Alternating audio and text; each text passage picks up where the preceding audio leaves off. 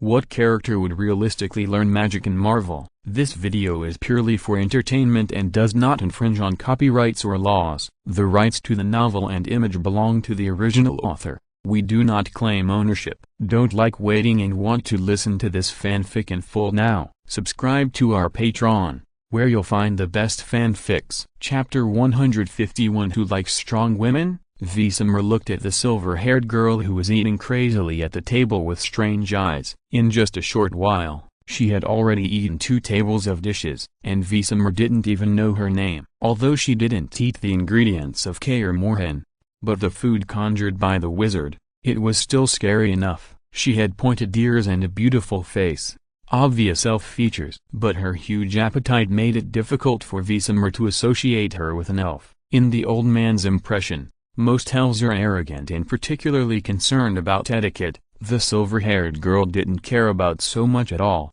She just ate and kept eating. From roast chicken to steak, or a whole piece of lamb, she looked like she wanted to bury her head in the meat to eat. After about half an hour, she was finally satisfied. The wizard snapped his fingers expressionlessly, and the remnants of the food disappeared. He asked, "Now, can you introduce yourself?" "Oh, I almost forgot to tell you my name." "Sorry, sir, I haven't eaten these delicious foods for a long time. My name is Melloweyes, and I'm a nymph." Nymph, it's a race that often wanders around in various worlds. We are well known as lake fairies or woodland goddesses. You can think of us as fairies in mythology. That's about it. She said it lightly, but the wizard knew how much information was contained in this sentence. A race that wanders around in various worlds means that they have mastered the technology of traveling between worlds and must be a huge race. Judging from the power of the lake fairies, they are probably immortal species and extremely powerful. He had indeed heard the legends of the lake fairies and woodland goddesses in his original world. However,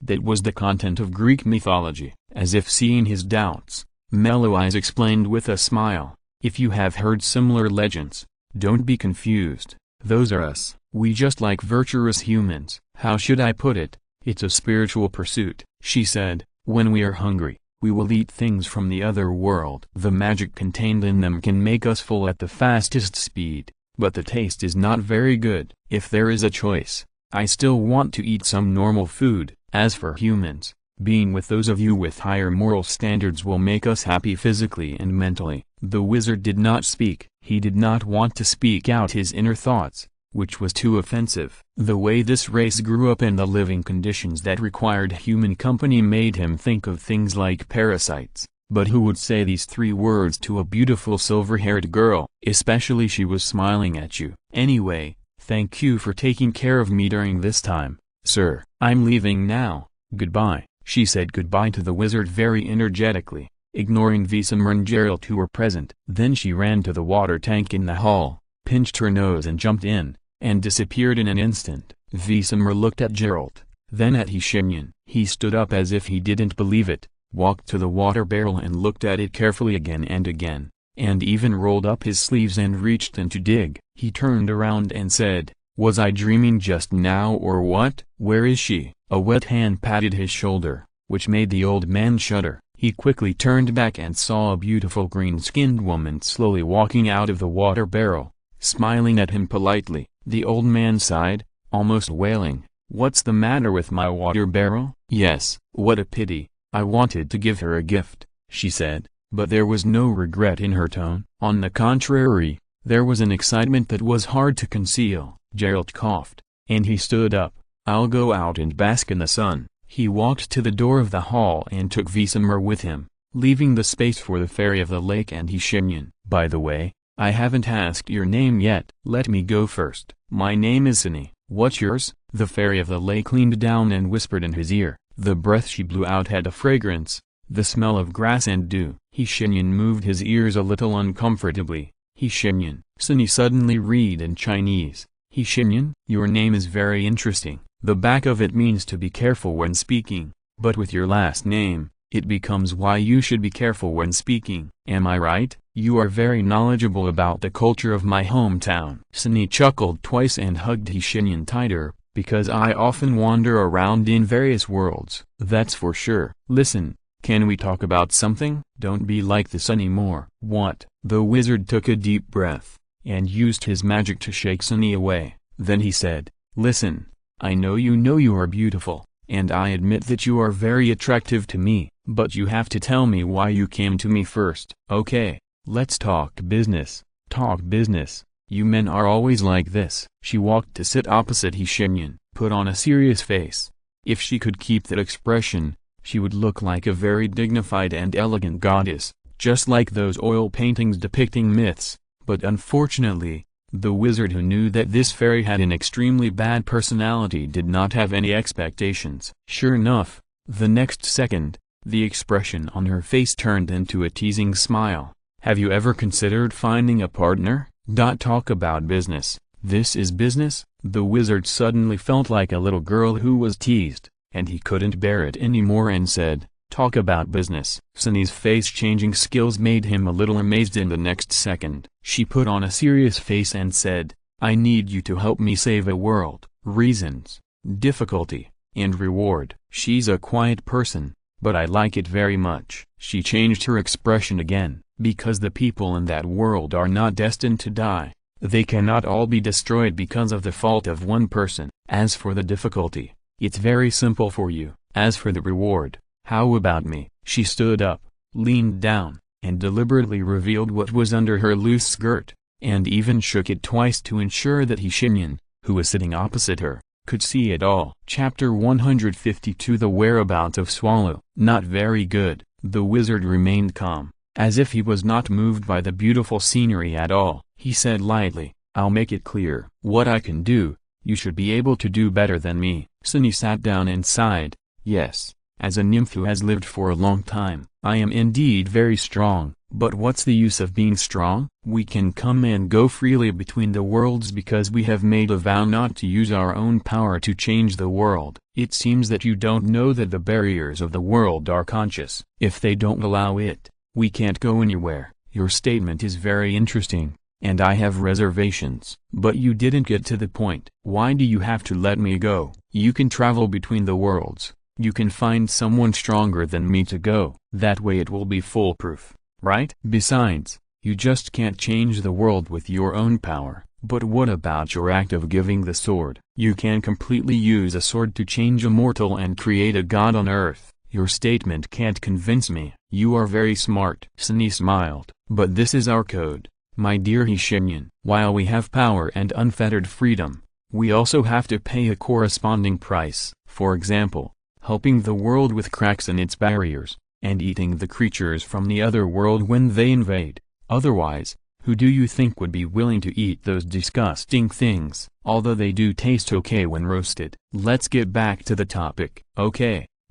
Sunny looked at this unromantic man with resentment again, and she said calmly, "We have indeed given away many swords, and have selected many virtuous humans as our knights. But when they take the sword, they will also pay the corresponding price. The price is that they can no longer interfere in the world and can only serve as our servants." Admittedly, many nymphs do not abide by this code, but their behavior can only bring greater disasters. Over time, we will no longer cross this code. Let's talk about that world. Shenyan was silent for a while, and he said, "Let me make it clear first. I am not forcing you to save them, and I will not say that their death is because of your indifference. But if you really want to see what they are going through, you must be mentally prepared." Sunny's words made him frown, but Shenyan still nodded. So Sunny showed him a desperate world. He saw the former hero put on his armor again, and he did not lose to the returning enemies, but lost to time. The city he spent his whole life defending fell together,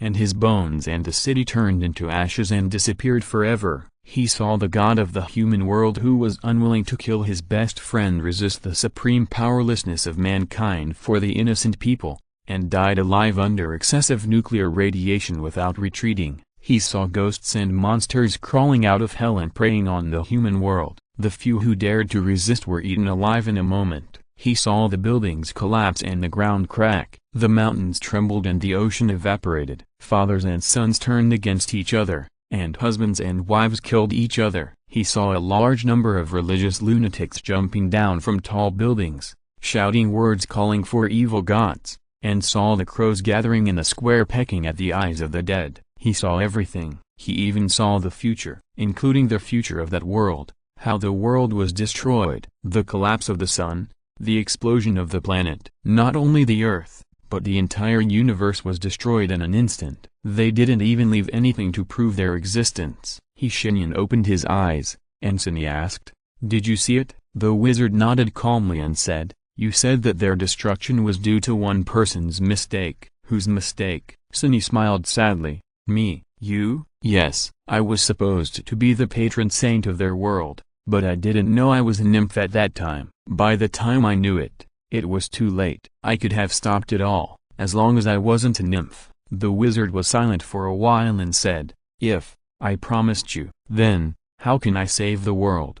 The smile on Sunny's face became more miserable. "That's the problem. I don't know where their problem is. I don't know why they are destroying themselves. So, let's not talk about whether I can save them." "Do you know what you are talking about? You are asking me to go to a place where you don't even know what's wrong, and then spend more than 10 years there, and I don't know if I can succeed." The wizard's tone was undisguised indifference. "If you knew the Ancient One, you would know that the world I swore to protect is now in a mess." "Sorry, I don't have time to help you," Sunny suddenly said. "I know where the swallow is." As soon as she finished speaking, the wizard's mental tentacles suddenly sprang up, grabbed her, and pressed her against the wall of Kaer Morhen. The portal immediately opened and took her into space. Dozens of dangerous starburst spells were ready to be launched. The wizard's eyes were filled with a red light, and he said coldly, "You'd better know what you are talking about." "I know where the swallow is." Sunny looked at him and said word by word, "I don't believe you. If you really know,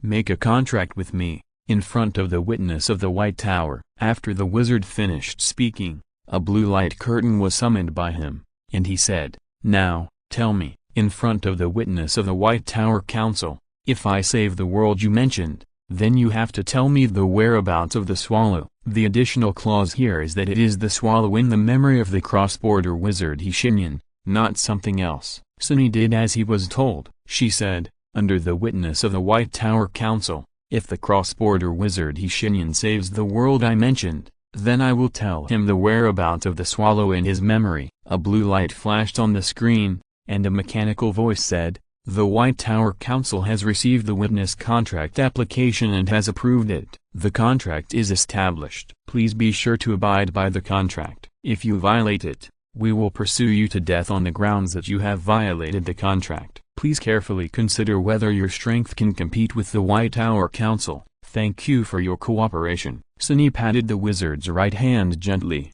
and she said, "Now, can you let your thing let me go? It hurts." Her deliberately prolonged tone and ambiguous words made Shenyan's eyes twitch twice. He sighed deeply again and opened the portal to Blackturn Island. Throw Sunny into her lake. He didn't go back to Kaer Morhen that night. Today's extra update is over, all of which are coded now. Every day from now on will be 10,000. I hope everyone will support me. Chapter 153 Sintra. How was your last night? Geralt sat in a chair and watched Anderson train.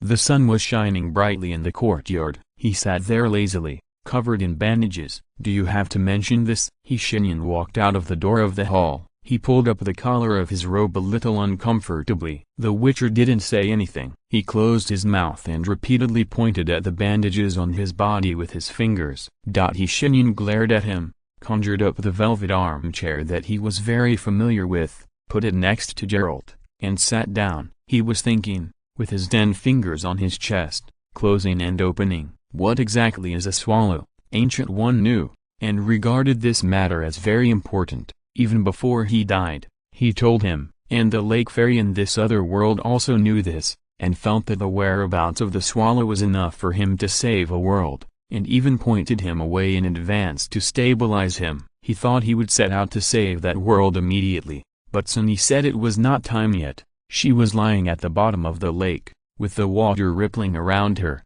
and the fluorescent light shining through the waves made her body more beautiful. She lazily told the wizard, "It's not time yet, you can go out and play with your friends first." She blinked when she said this, and the wizard thought she was referring to something. But he was too lazy to care so much. He really felt that he needed a vacation. After going through all that, for him now, traveling with the Witcher is a good way to relax. At least they will not encounter any aliens trying to destroy the world during the journey, and the biggest trouble they have encountered so far is just a believer of the other world. He stayed in Kaer Morhen until May, and even built a permanent portal between the Mage Tower and Kaer Morhen for the convenience of travel. It is worth mentioning that Vesemir has a good impression of Andrea, a hard-working child, and Geralt jokingly calls her that old people just like to take care of children. He didn't have dinner for a week after he said this. Anderson's relationship with his mother is getting better day by day,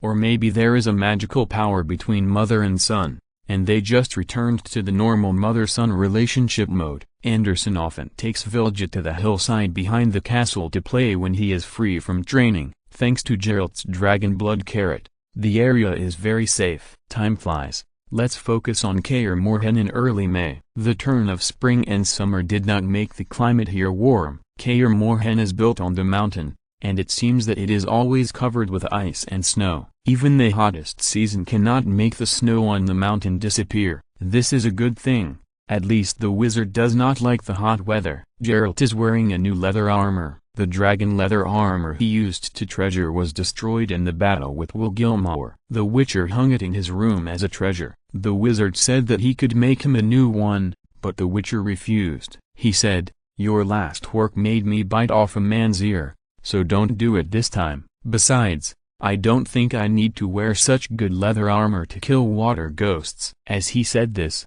he patted the steel sword behind him. Yes, he only needs to carry one sword now. The sword made by the wizard himself is incredibly sharp, and it can't even be put in a scabbard. After a few months, Geralt was finally able to control the flames on the sword freely. They can burn or extinguish according to the Witcher's will. The same is true for the runes on the sword. When the runes are not lit, it looks like an ordinary sword. But when the runes are lit and the flames are burning, anyone who stands in front of the Witcher, whether human or monster, will experience what it feels like to be cut by such a sword. It won't be a good feeling. Geralt dressed up and set off from Kaer Morhen with the wizard again. Their destination this time is Cintra. The Witcher wants to go there to take a walk and accept commissions. The wizard was also very interested in this new city built on the ruins of the Elven city. The alternation of ancient and emerging cultures must have produced a large number of books, and he loved collecting books the most.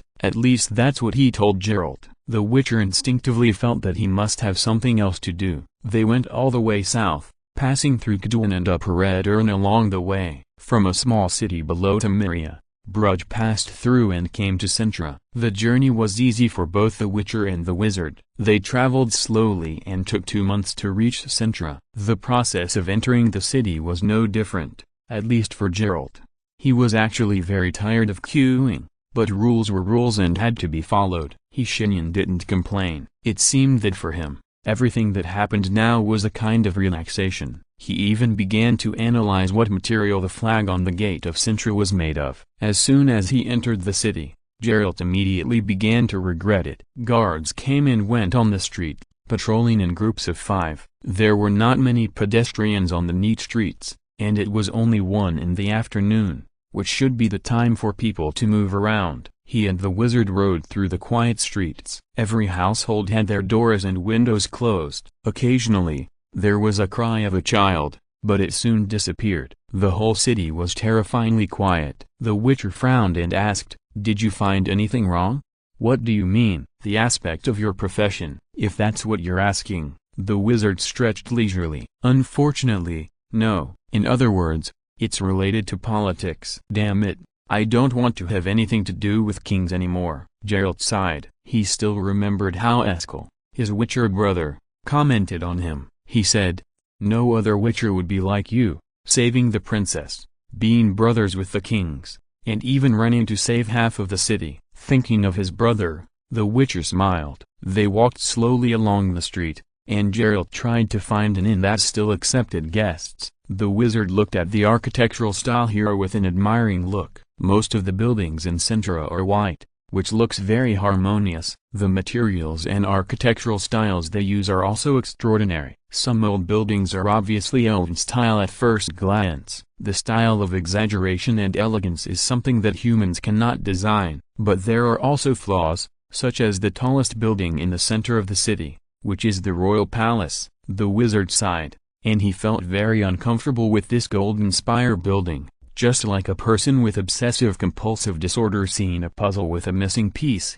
or seeing a dish that is not neatly arranged. Chapter 154. There is a beautiful lady boss in the old hotel. There must be some conspiracy. That evening, Geralt finally found an inn that was willing to receive new guests. This inn was very small, located in a quiet corner of the downtown area. From the outside, it looked like a two-story wooden building with white paint on the surface. The pungent smell of paint had not yet dissipated, and it was obvious that it had just been completed not long ago. But the demon hunter and the wizard didn't care so much. The former had no requirements for living conditions, and the latter didn't need sleep at all. It is worth mentioning that the proprietress of this inn was an elf. This surprised Geralt a little. Sintra is one of the northern countries. Dwarves, elves, halflings and dwarves can only be regarded as second-class races here. They are called non-human races, and as for the treatment, you can imagine. Geralt politely asked the elf if they could get 2 rooms here. After getting a positive answer, he went to tie the horse to the horse post outside the door. The inn didn't have a servant, so he had to carry the hay to the trough himself. Considering the cheap price here, the Witcher didn't take it seriously. He returned to the inn. The wizard had already chosen a secluded corner. For this inn, any place was secluded, but the wizard seemed to prefer some corners where he could see the whole picture. Geralt ordered 2 bottles of dark beer and some food. He sat down opposite the wizard and rubbed his waist, which was a little sore from riding for too long. Damn it, I have to earn some money to buy a new saddle. The old one always hurts my waist. The wizard didn't say anything. He stared at the greasy table and cast a spell to make the table clean. Geralt didn't understand why he did this. During the journey, they had experienced worse environments, and the wizard was calm about it. Noticing his confusion, Shenyan smiled softly and said, "Don't worry, Geralt, there will be something interesting to watch soon. You just cleaned a table. What's the good thing? Wait, what's that sound?" There was a loud noise from the back kitchen of the inn, as if something was thrown on the ground. The demon hunter looked over there vigilantly. His hand had already touched the sword behind him, but the wizard stopped him, shook his head at him, and motioned him to wait patiently. After a while, the elf proprietress came over with a plate in her hand. Although she may not have any idea of seducing the guests, but the natural beauty of the elves still made her walk this short journey gracefully. Geralt discovered another thing that made his hair stand up in the process. Again, the proprietress's clothes and height did not change, but her face had changed greatly. We all know that elves are a beautiful and long-lived race. They have pointed ears and sharp features, very elegant posture. Their teeth do not have sharp canine teeth, and they also have superb wisdom and superior magic talent. But their beauty has its limits. At least it won't be breathtaking. Otherwise, the fate of the elves would not be the destruction of the country, but being pets of humans. In what aspect? I don't know, but this one, let's call her the boss lady for now. The face of this boss lady is not the same person as the one Geralt saw before. Although she was also very beautiful before, Geralt couldn't describe her now. She was wearing an ordinary, very simple floral dress. The dark golden hair was tied into a bun at the back of her head, and the beautiful blue eyes reflected a shocking charm under the candlelight. Not to mention that face, the charm brought by the combination of the several things is comparable to a bomb. The Witcher forced himself to turn his head with great willpower so that she wouldn't notice anything unusual, but it was too late. She put down the plate in her hand and asked, "Is there something on my face? Witcher, what makes you stare at me like this?" The wizard took over her words. "He may just be curious, ma'am. Besides, I am also curious, why would a beautiful lady like you be the owner of a shabby inn here?" Her facial expression changed so quickly that it was amazing. After realizing that the little trick on her face had failed, she immediately wanted to start casting a spell. A dangerous blue light gathered in her hand. The wizard chuckled, stretched out his hand as if joking, and gently tapped through the air. "Forbidden." The light went out. Her face began to become uncertain, and then quickly turned into a seductive smile within a few breaths. She spread out the bun behind her head, letting the dark golden hair spread out, some of which fell on her white and elegant neck. The woman sat down with an elegant posture. Shenyan took the beer and took a sip. He said, "Don't get me wrong, ma'am. I have no ill intentions, nor do I covet your beauty. I'm just curious." Geralt also took the beer. He used the action of drinking to cover up his smile. He had realized that there was something interesting to watch. "Now, if you don't mind, I want you to tell me how you cast spells."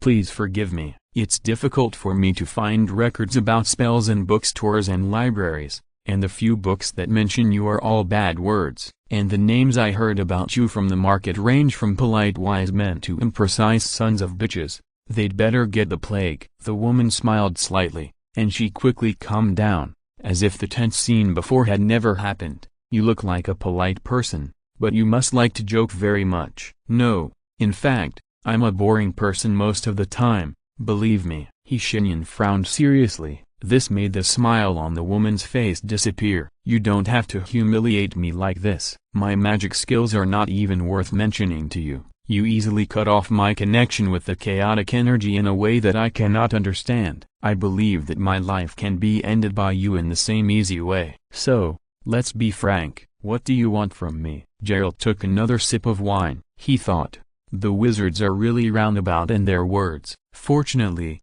he is not like them. Shenyan sighed. He always sighed after coming to this place. "To be honest, I don't mean anything else. I don't even know who you are, and I'm not interested in this. I just want to hear you talk about this matter, that's all. If you don't want to, you can refuse." The woman spoke slowly after a silence. Chapter 155. Swallow. I am a sorceress. The energy we use to cast spells comes from the world beneath our feet, which is called chaos energy, or the force. It can be roughly divided into 4 types: earth, water, air, and fire. The sorceress's endless chatter made Shenyan listen with great interest, although he could not get any useful information from the knowledge she revealed. For him, the way of casting spells in this world was very novel, but that was all. According to the sorceress's explanation, and after casting spells several more times at Shenyan's request, he came to a conclusion: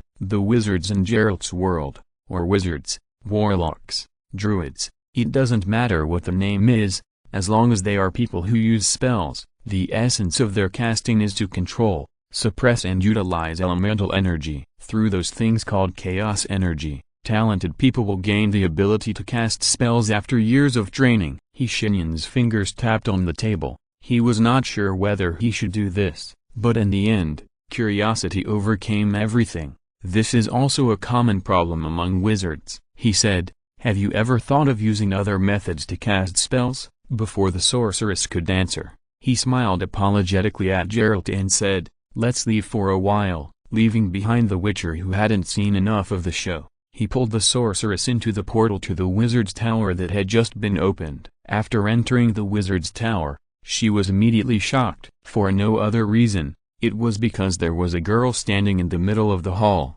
and she was casting a spell. Just listening to the description, there was nothing special about it, but the way she cast spells was completely different from any of the sorceress's memories. She didn't call on the souls of dead beasts like the druids and reshape them in her body. She didn't absorb the surrounding chaotic energy to suppress the spell like the warlocks did. She directly drew on the energy that used to be irritable and restless in the hands of the sorceress and could backfire on her at any time, was obedient like a pet in the hands of the girl. She could hit whatever she pointed at. She had only been here for 5 minutes, and she had seen the girl cast 3 different spells. Each one was difficult for her to understand. "You, me, her, what is this?" she stuttered, not understanding what she saw at all. You can't blame her for anything. After all, when people see something they can't understand, there are only 2 ways to behave. One is to go crazy, and the other is to try hard to figure it out like she did. Shenyan looked at the protective spells cast by the girl and didn't answer the sorceress's question. Instead, he said loudly, "Andrea, have you drunk the milk today?" Andrea was startled. She turned around and her eyes dimmed when she saw the beautiful sorceress who was like a god. She said, "No, no, teacher, I haven't drunk it yet. You'd better drink the milk before casting. Your physique is too weak to withstand the flow of too much magic power. The first thing is to take care of your body. Magic is an endless road, and you need a strong body to climb." The mage's whisper surprised the sorceress next to him even more. In her memory, everyone in the place where she learned magic was full of intrigues and deceptions. The teachers wanted the apprentices to work for them for the rest of their lives, and it often took a lot of price to learn something.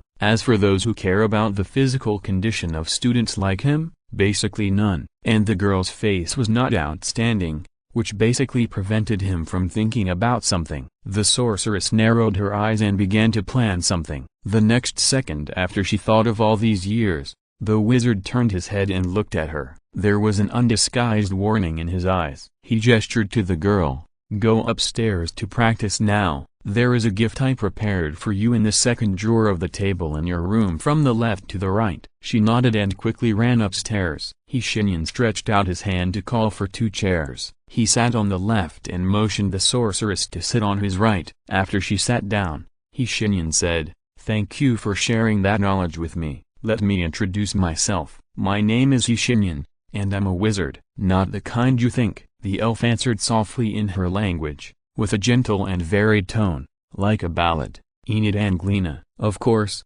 you can also call me by my common name, Francesca Findaby." After she said her name, she paused deliberately, hoping to see some surprise on the wizard's face. But she failed. The mysterious man's face did not fluctuate at all, and he was not even moved by her beauty. "You know, she has been called the most beautiful woman in the world for many years, and her beauty also allows her to take advantage of many men when talking to them." But it didn't work on him. He was like a stone, sitting there silently, like a statue. "Hello, lady. You have 2 names. Which one should I use to address you?" The elf still did not give up. She relaxed her body and lay back on the chair, fully showing her body curves that were attractive to men. This was something she had never done before, but she found that she was very good at it. The elf said in a lazy and seductive tone, "As you like, my lord." Her common language with an elven accent deliberately emphasized the word lord. The wizard disappointed her again.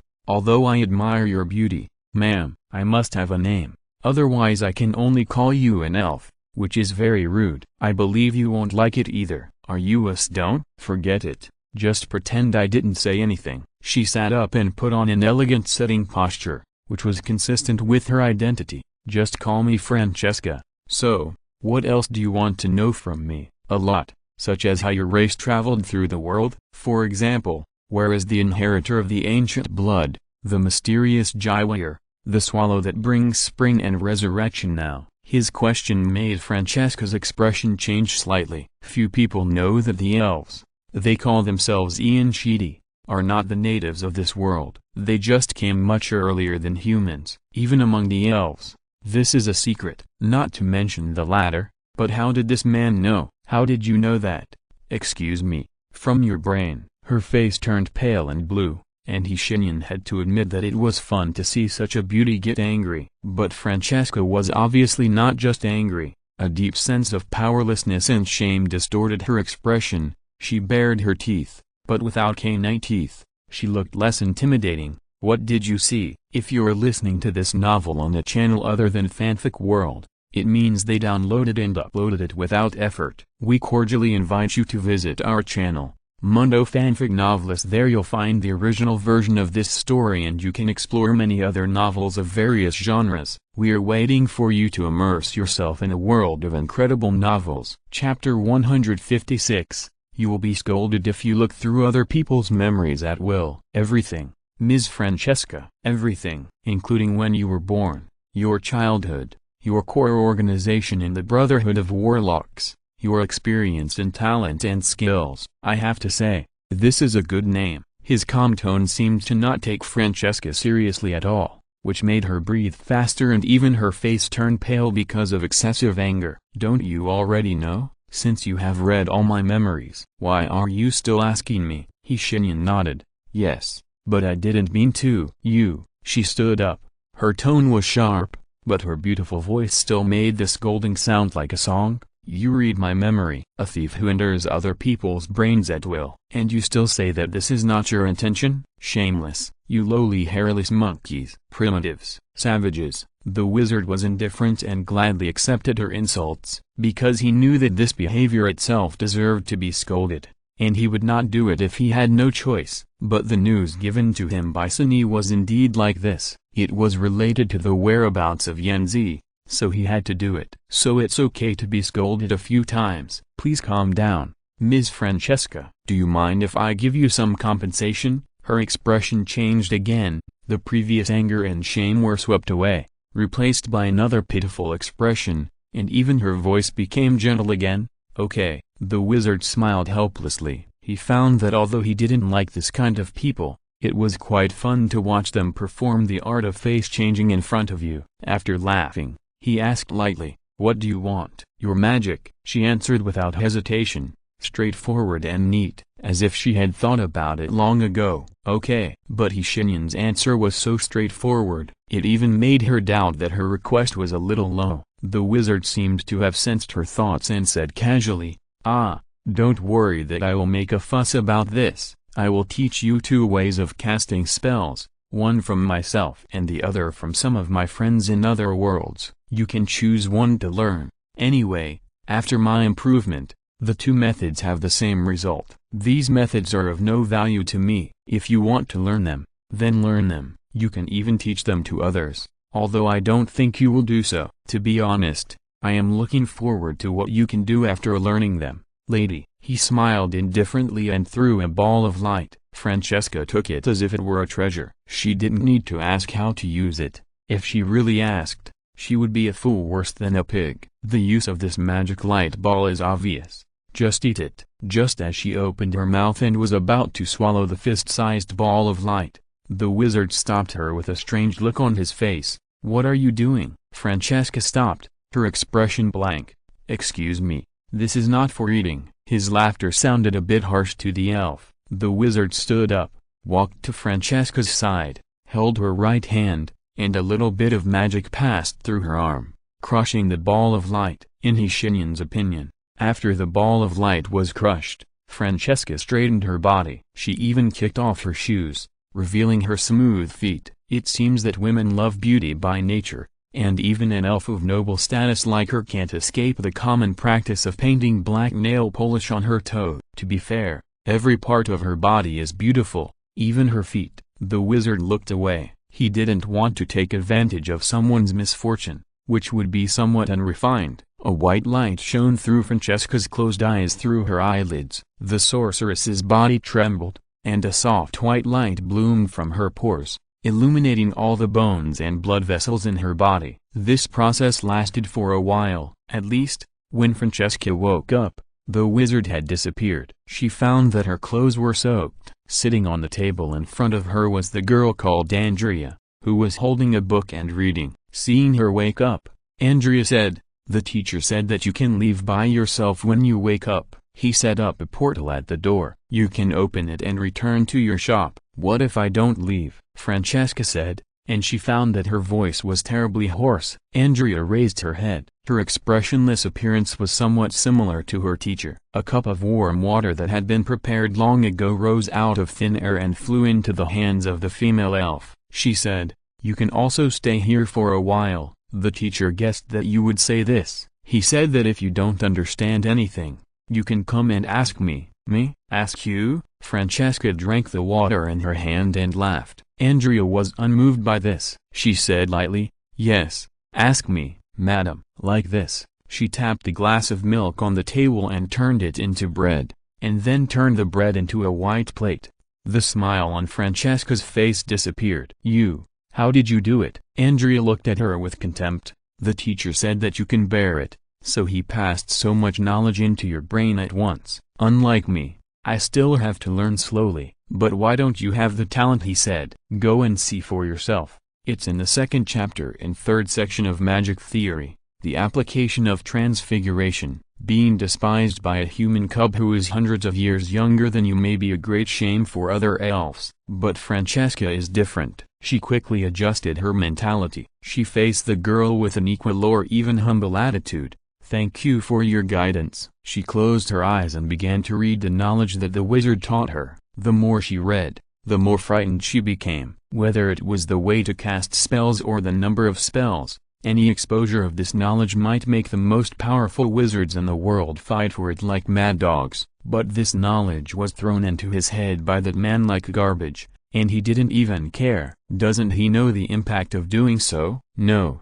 Francesca was not so naive. She knew that this must be a disguised warning, including his previous words that he didn't care about her spreading the spell to others. The female elf who was inexplicably trapped in strange thoughts did not realize that she had entered a misunderstanding of thinking, and Andrea yawned in boredom. She didn't know why the teacher wanted her to know her, but she was willing to do it. The girl continued to lower her head and read the book. Chapter 157 Geralt's cooking. In fact, Shenyan never left. He just sat on the third floor of the mage tower. This was his room, and no one could enter without his permission. He was suspended in the darkness, with stars around him and under his feet, flickering with his breathing, and being born or destroyed with his thoughts. The mage closed his eyes, thinking. He saw a lot from Francesca's memory, abandoning the sad life of the sorceress in pursuit of power, but from her memory, the mage did get some information about the swallow. First of all, the elves in this world came from other worlds. They came to this world as a family on a special white ship. They settled here and got along with the natives of this continent in a gentle way. For example, goblins and dwarves. They slowly became the ancient race on this continent. During this period, the elves almost dominated the entire continent, and now the ruins of the elven cities scattered around the world are evidence of this glorious scene in the past. For example, Vizima and Oxenfurt. These two magnificent cities are actually built on the ruins of the elves. They created a magnificent civilization with rich culture, mature art and advanced science. There were also some of the best wizards, artists and poets in history. Many tools that people use every day were invented by them. However, after humans learned how to use magic from them, the decline of the elves was inevitable. When talking about the ancient blood, we have to talk about the famous elven sage and prophet in their tribe, the female elf Ilini Egliapu. This long name is really hard to pronounce, so let's just call her Ilini. Interestingly, this elf is not only famous in the tribe, but also quite famous throughout the world. The reason is simple. She made a prophecy. Ilini's prophecy. Her prophecy is widely known by residents of all races and classes on the continent, and many of them have come true, such as the decline of the elves.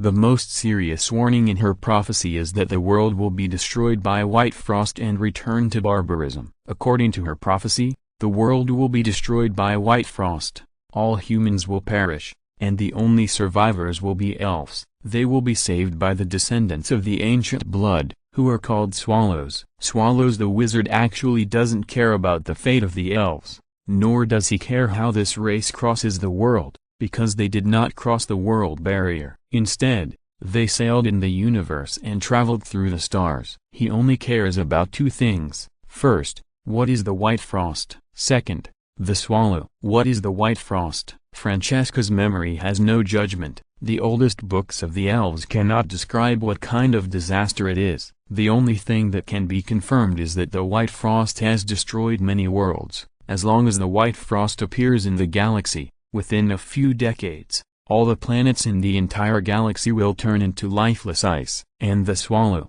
the inheritor of the ancient blood, can stop the white frost. In what form can he or she stop it? Will he or she have problems after stopping the white frost? Why did the Ancient One ask me to find the swallow? Will the white frost appear in our world? These questions lingered deeply in his mind, forcing him to open his eyes. He began to gradually sort out the source of this matter. To save his world, he must first find the swallow. Swallow is actually a nickname, meaning the inheritor of the ancient blood. According to Francesca's memory, the ancient blood can be traced back to the elven sage, Lord Oranape's sire. She is the daughter of the elf king and was supposed to marry another elven sage, but she fell in love with a human warlock. The ending of the two was not very good, and both died. But compared to her husband who died early, Laura gave birth to a daughter who inherited her blood before she died. Her bloodline has continued. The wizard's mind flashed through the faces of this family,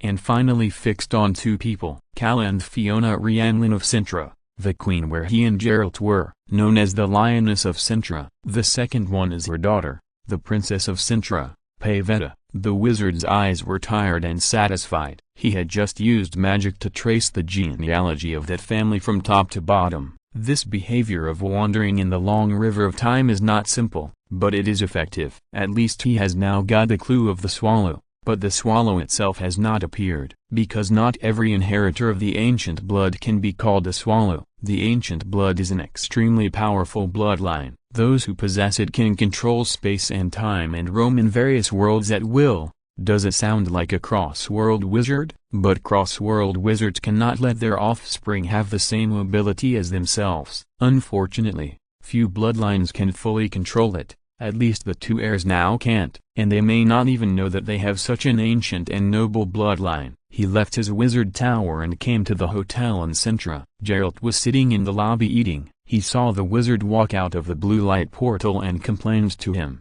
"Hey, why don't you bring the boss back? I come to stay in the hotel, pay her, and have to cook for myself." He pointed to the ball in his bowl. The wizard frowned and asked, "What is this?" "Baked potatoes." "You have a very good talent for cooking, Geralt. Come on, I believe you can make something better than this one day." "Hey, you don't have to say that. I know what I cook is not good. Anyway, where have you been? It's been a day." "You're not going to have sex with her, huh?" Geralt complained at first, and then began to wink. If outsiders saw his attitude, the rumor that witchers are all expressionless would probably be self-defeating. "No, Geralt, I'm not one of you who spends all the money he earns on girls. I just had a friendly negotiation with her." "Huh, you sound like I believe in a friendly negotiation." "Then do we still want to continue living here?" "Of course, why not? In fact, Geralt, have you ever thought about going to the palace to see the king?"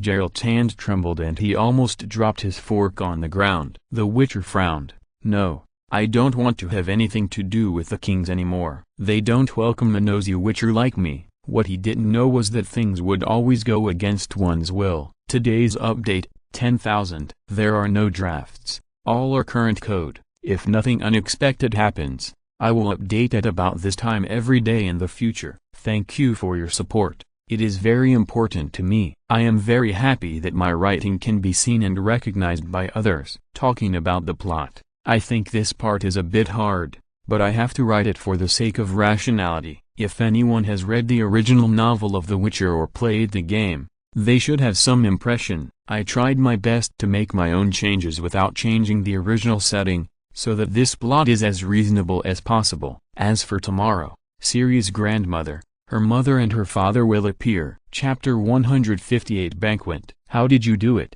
How did you do it? At night, the Witcher and the wizard walked on a lush forest path. Don't get me wrong, they were not on a picnic or doing anything else. This was the royal forest, and they were here to kill time while waiting for the upcoming banquet. Geralt did not wear his breeches and leather armor, but changed into clothes that made his skin very uncomfortable. Underwear, shirt, and tunic were layered on top of each other, so tight that he felt like a tied pig. Shenyan was much more relaxed, and his clothes did not change at all. Or rather, his clothes were very suitable for such occasions. "How did you manage to get us into the palace for this banquet?" "Princess Pavetta is 15 years old, and she's going to get married. Everyone in Cintra knows it, but how did you get me in? I mean, even in fairy tales there's no talk of witchers and princesses being paired together." Shenyan shrugged. He stepped over the soft soil, and the fallen leaves were crushed under his feet, making a rustling sound. He said,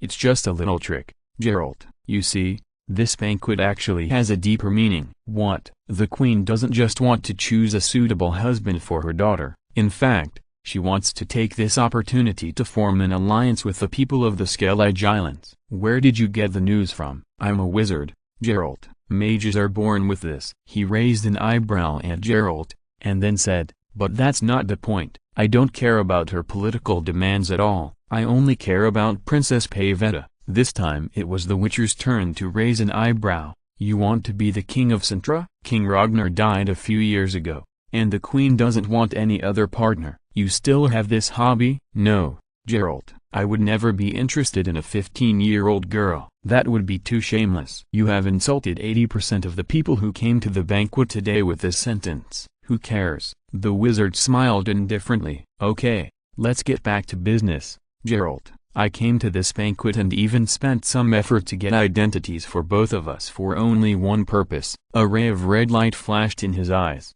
and the Witcher suddenly felt cold all over for some reason. It was not until the wizard gently said the next sentence that he felt better. I want to find out the truth about the swallow. Swallow? Yes. I guess you have heard of the prophecy? Eileni's prophecy? Don't tell me you also believe in the words of this old witch. I haven't seen her, and I don't know if she is an old witch. But as of now, her predictions are very accurate. Geralt, any words spoken by a prophet whose prophecy has been confirmed to be true cannot be taken lightly, not to mention that this is related to your world and my world. Geralt didn't speak. He had long known that the wizard came from another world. Shenyan had never concealed this fact. He even wrote on his face that he was from another world, but he didn't understand how the banquet was suddenly related to the safety of the world. At this moment, a waiter came over and bowed respectfully to them. The exaggerated and complicated etiquette made Geralt frown. Gentlemen, the banquet is about to begin. Do you need me to take you to the banquet hall? No, no, go and do your thing. The wizard waved his hand and let him go. He walked in front of Geralt and walked out of the maze-like royal forest after a few turns. Geralt followed him, step by step. To his surprise, the guests coming and going all looked at the wizard with respect, and some even came up to kiss the back of his hand, but he refused them one by one. There was another thing that surprised him even more. No one noticed his cat eyes and white hair. The wizard walked in front, and his voice floated from the front to the back to the Witcher's ears. A little deception. Geralt, the identity I fabricated for you is my friend, a baron from the east, a bachelor in his 30s. You might be invited to tea by some noble ladies after the banquet. What's your identity? I am who I am, just a wizard. Don't come on. A wizard is not just like them. You must have done something else. The wizard smiled mysteriously, which made Geralt smack his lips again. He almost wrote the words "Riddler" die on his face. They were the first couple of guests to arrive at the banquet hall, except for the queen who had already sat on the tall backrest throne. This banquet hall can be described as magnificent from every angle. It is extremely luxurious. The Witcher noticed that even the candle holders were golden, and the armrests of the chairs were even inlaid with emeralds. Noticing their arrival, the queen stood up very happily. Calland was a queen known for her bravery, and her iron fist was as famous as her beauty. It was not without reason that people called her the Lioness of Cintra. At least, in Geralt's opinion, she did have a special temperament. Her gray hair was meticulously combed back. In today's world, ladies of status and decent women would wrap their hair in a headscarf or tie it into a bun. Letting your hair down is a proof of sorceresses and prostitutes. The former uses this method to highlight their uniqueness and confront the world. I won't say much about the meaning of the latter doing so. Her emerald eyes were filled with joy. She stood up and shouted the wizard's name loudly. Please come and sit next to me, Mr. He. The wizard refused this honor. He smiled politely. No, thank you for your kindness, but I want to stay with my friend. He is a little uncomfortable for attending such an occasion for the first time. Calland set his eyes on Geralt. He didn't know what he looked like in the wizard's deception, but the queen's bright eyes let him know that at least he was not ugly. The queen smiled at him. Please sit down, sir. If you are Mr. He's friend, then you are also my friend. I have to admit that it is incredible that you have not yet made an engagement with any woman given your appearance. Geralt could only try his best to show an awkward but polite smile. He and the wizard chose a corner to sit down,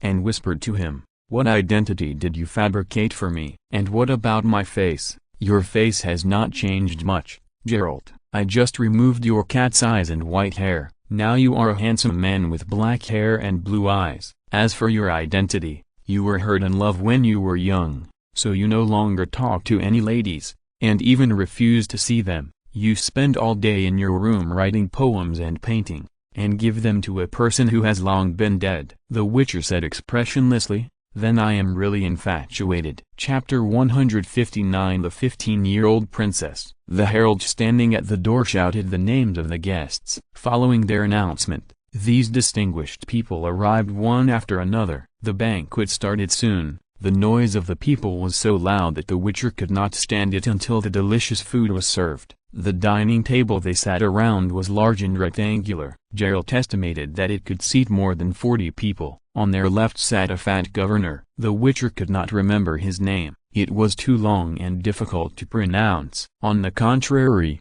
the gloomy and taciturn knight Linfen on their right was very conspicuous. There was no other reason, except for him. No one here was so ugly. The Witcher felt that his gloomy and taciturn had nothing to do with his appearance. The wizard did not look at anyone present. He looked up at the mural on the ceiling, his mind wandering, and no one knew what he was thinking. The only evidence that he was still here was his right hand that kept tapping the tabletop. None of the distinguished guests who came and went and talked loudly could attract his attention, not even worth a casual glance. Whether it was a knight, a prince younger than Princess Pavetta, or a guest who came from the Skellige Islands, his indifference undoubtedly caused some of them to be surprised. At least Geralt, who was busy fighting with the pig's hind leg on the plate, noticed this. A burly man came over and sat down on the empty seat on the left of the wizard. He was wearing coarse clothes, had a dark face and a hooked nose, but he did not look vulgar. On the contrary,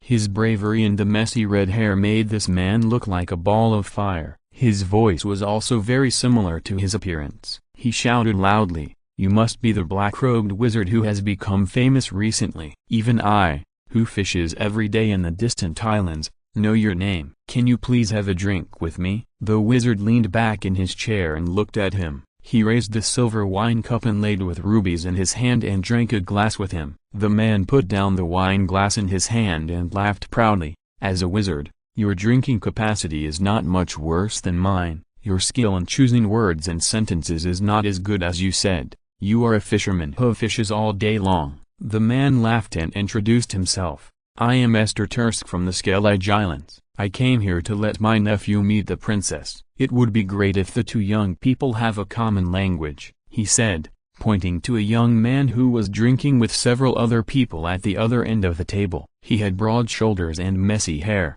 which was also red. "Really? Then I wish you success." The wizard raised the wine glass in his hand again. He didn't move, and the wine pot with a slender brass mouth flew up by itself, filling him and Esther Tursk with a glass of East of the East from Tisan. "Thank you. Is this what the mages are capable of? Please forgive my curiosity, because in Skellige, our mages are all druids. Hey, if I let them do this, they will definitely turn into a bear and bite off my head." Easter drank the wine in his glass again and said with a smile. The mage's expression remained unchanged. He didn't even bother to control his facial muscles to give a cheap smile. He said to the polite man in a haughty manner, "Yes, if you don't mind, I want to be alone for a while." Easter stood up, still smiling, and left with the wine glass. Geralt was a little puzzled. He had a good impression of this person and didn't understand why the mage would treat him so rudely. But he also knew that the mage was not a person who shot without purpose.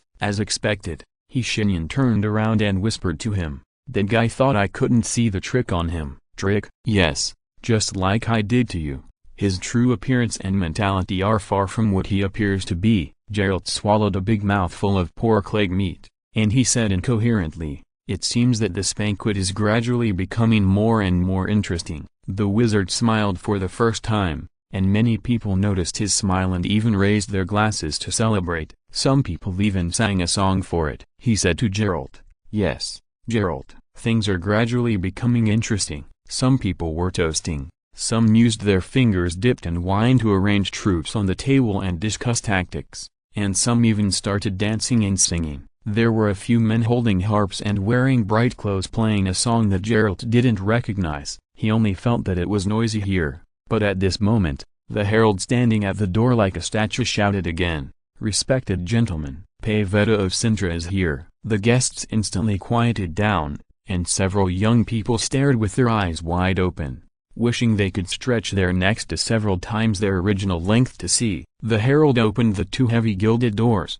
and two blonde male servants wearing crimson tights led the way in front. Behind them, a woman with her head lowered walked slowly, or, it should be called a girl. She was only 15 years old, wearing a silver blue long dress with a gold chain belt. There was no gold or silver jewelry as decoration, only a silver bracelet on her wrist with a big blue gem on it. Her hair was gray like her mother, and it was braided into two waist-length braids. Let's put it this way, she was dazzling and beautiful, and she didn't even need gold and silver jewelry to decorate her, because she was more beautiful than those worldly treasures. But for the mage, there was only one thing wrong. She was only 15 years old. Most of the men present looked at her with fiery eyes. A few young and ignorant ones were only busy eating, while the others were old and had no energy. Only the wizard and the demon hunter did not look at her with that kind of eyes, but Geralt was busy dealing with the half-juicy steak on the plate. Pavetta slowly came to sit beside her mother. Callanth looked at her with satisfaction, which was not the look she gave to her daughter. She looked at her as if she was looking at a commodity. The men's eyes were the price of the auction, and all this was a matter of adding value. For Callan, her daughter must be sold at a good price. After all, her daughter was as beautiful as she was. Just as she couldn't help smiling, a curly-haired servant and a captain of the guard in gold and blue clothes ran to her side and whispered something. She frowned immediately. Chapter 160 Uninvited Guests. Let him in, Callan said lightly. The smile on her face disappeared, replaced by a deep emotion. She glanced at the wizard calmly, and was relieved when she got a look from the latter. Seeing this, Geralt asked in a low voice, "What does that look mean?" "Let me put it this way, Geralt. Witchers sometimes encounter people who beg them to kill people, right?" "Yes, this queen also asked me to kill someone, and it must be done quietly, so that he looks like he has a heart attack." "You refused?" "No, my friend." "I agreed." The wizard grinned, turned his head and winked at the witcher with grease on his mouth, indicating that he should wipe the grease off his mouth. Geralt took another bite of beef, and a smile appeared on his face. A heavy footsteps drowned out the noise at the table, and each step was accompanied by the sound of metal hitting the ground. Everyone raised their heads and turned to look. A figure gradually approached the open door. He was wearing shiny armor made of iron plates and leather, with a blue and black breastplate, and sharp edges. There were strips of iron plates and short leg armor underneath, and the heavy armor was full of sharp iron nails. The polished faceplate on the helmet was made into the shape of a dog's mouth. This strange guest did not sit down after entering the banquet hall, but walked to the throne. He bowed stiffly. "Dear Queen, dear gentlemen, please forgive me for disturbing your grand banquet. I am Richin from Ironwald." "Welcome, Richin of Ironwald. Please take a seat." "Sintra welcomes every guest," Callan said slowly. "I thank you, Your Majesty, but I refuse." Richin of Ironwald bowed again. His gloved hands clenched into fists and hammered against his chest, making a loud knocking sound. "But I came to Sintra not as a guest, but for a very important matter. If you allow me, I will not waste your time and explain the situation now." "Richin of Ironwald," the queen said sternly, and every word she said seemed to be pulled out of her throat, "your attention to our time is commendable, but it is not a reason for your disrespect. It is even more disrespectful for you to speak to us from behind your iron helmet. Take off the helmet and we will tolerate the time you waste." "Your Majesty, my appearance cannot be made public for the time being. I hope you will allow it." Angry shouts, accompanied by sporadic curses, spread among the crowd. The wizard tapped his fingers on the armrest, and Geralt stopped eating. He looked at the wizard and found that the expression on his face was constantly changing between being amused and bored. After a long silence, the queen said, "I allow it." "So, Richin, who refuses to show his face, what is it that makes you dress like this and come all the way here?" "Thank you," Richin said, "but I cannot stand false accusations, so I must explain. I don't show my face because of the knight's oath. I can't show my face before midnight." Callan raised his hand perfunctorily to show that he accepted the explanation. Richin took a step forward, and the spiked armor clanged. 15 years ago, he said loudly, your husband, King Ragnar, lost his way while hunting in Ironwald. While wandering in an inaccessible place, he fell from his horse into a ravine and sprained his leg. He lay at the bottom of the ravine, calling for help, but all he got was the hissing of venomous snakes and the howling of nearby werewolves. If it weren't for the rescue of others, he would have died long ago. I know what happened later, the queen confirmed. If you know too, I guess you're the one who saved him. Yes, because of me, he was able to return to you intact and safe. I thank you, Richard of Ironwald. Although Ragnar, the gentleman in my heart and on my bed, has long passed away, this gratitude has not diminished. Tell me, if it would not violate your knight's oath to imply that your assistance was not free, how can I express my gratitude? You know very well that my assistance was not free. You also know that I am here to collect the reward that the king promised me. The Witcher whispered, the law of surprise. He knew this ancient law very well. He himself was born because of the law of accidents, and became a demon hunter because of the law of accidents. Oh, Callan smiled, but green flames burned in his eyes. So, you found a wounded man at the bottom of the canyon who had no ability to protect himself and whose life was threatened by poisonous snakes and monsters. And you asked him to give you a reward before you would help him? You are really a noble knight, Ukin. The chatter in the hall became louder. You came to my kingdom, my palace, in armor. At the part I wear my daughter was choosing a husband. You asked my husband, who had died 15 years ago, to pay you a reward. Well, it's hard to ask him to pay you now, but it would be easier to send you to another world to meet him and let you negotiate the price with him yourself. Richard said loudly and calmly, you are just trying to threaten me and portray me as a lunatic who doesn't know etiquette. You also want to ignite the anger of the gentlemen present. If you succeed, your daughter will probably look at me with contempt. But first of all, you are not telling the truth. You know this very well.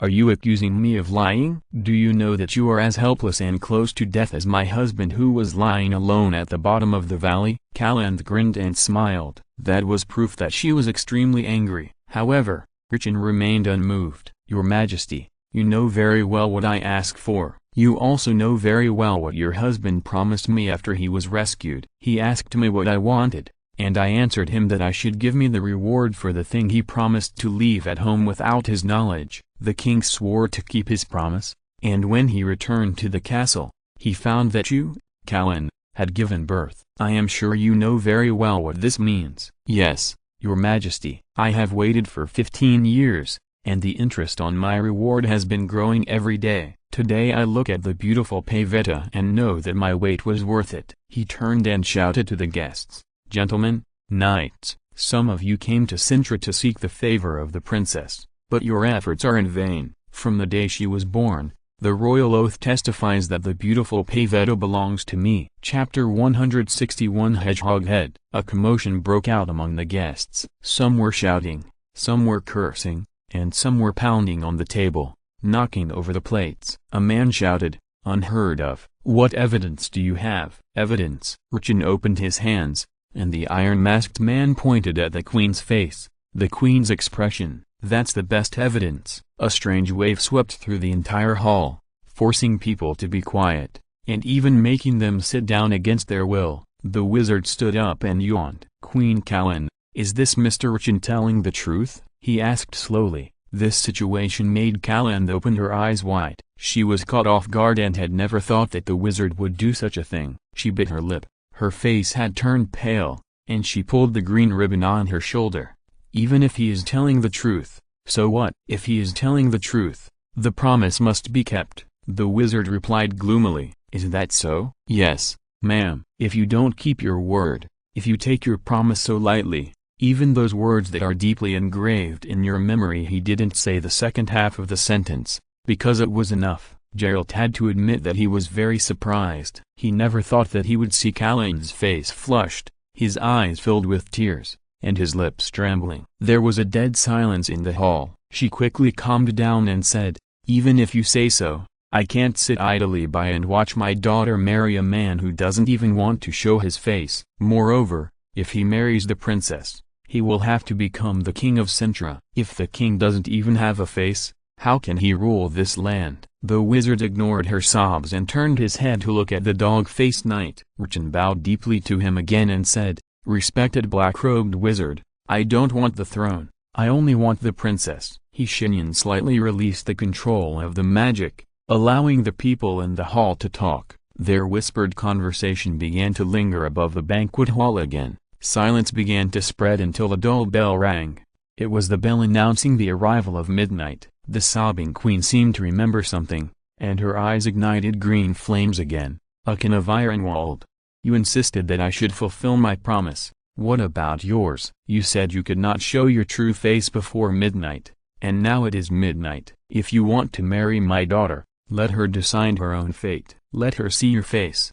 Let all of us see your face. Akin of Ironwald stood there motionless, like a statue, so everyone was looking at him, except for the wizard, who looked at Pavetta. The young princess lowered her head, as if everything had nothing to do with her. But her trembling body betrayed her, and the wizard could see 2 tears dripping into the plate in front of her. Shenyan whispered in Chinese, "Pour." Akin of Ironwald slowly raised his armored hand, pulled a buckle, grasped the iron horn on the helmet, and threw the helmet to the ground with a clang. Some people shouted, some cursed, and some gasped. A vicious, very vicious, smile appeared on the queen's face. It was a cruel smile of a victor. Her tears and this smile intertwined to form a contradictory picture, but it was not surprising to see it on her face. Above the wide semicircular breastplate were 2 button-sized black eyeballs. Those eyeballs were located on both sides of the long nose, which was covered with light red bristles, and below was a mouth full of white fangs. Urchin's head and neck were covered with thick,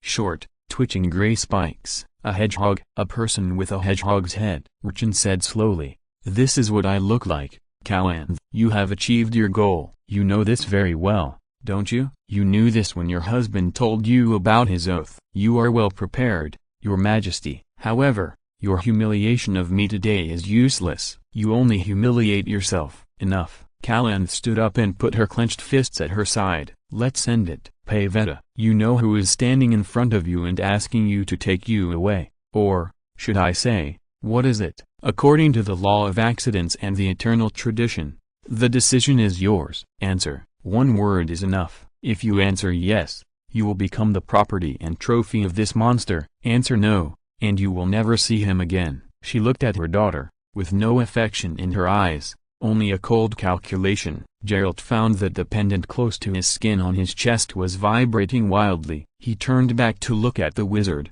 and Shenyan shook his head at him. An unfamiliar magical force began to swirl in the hall, squeezing the Witcher's temple like an iron clamp. He ground his teeth until they clattered and had to hold the handrails tightly with both hands. "Pavetta," Kalanth repeated, "answer me. Are you willing to leave with this creature?" The princess looked up, tears in her eyes, but a smile suddenly appeared on her pale face. "I do." The magic that filled the hall echoed around her, making a hollow muffled sound in the vaulted ceiling of the room. No one made a sound, and there was only a dead silence in the hall. Kalanth slowly collapsed on the throne, her face expressionless. Everyone heard it. Urchin's cold voice was filled with the unique pride of a victor. He grinned and said with a smile, "Truth and destiny defeated lies and distortions." "Thank you, black-robed wizard. Thank you for your righteous words. You are undoubtedly on the side of justice." He turned to the queen and said, "I hope to take Pavetta away now, your majesty.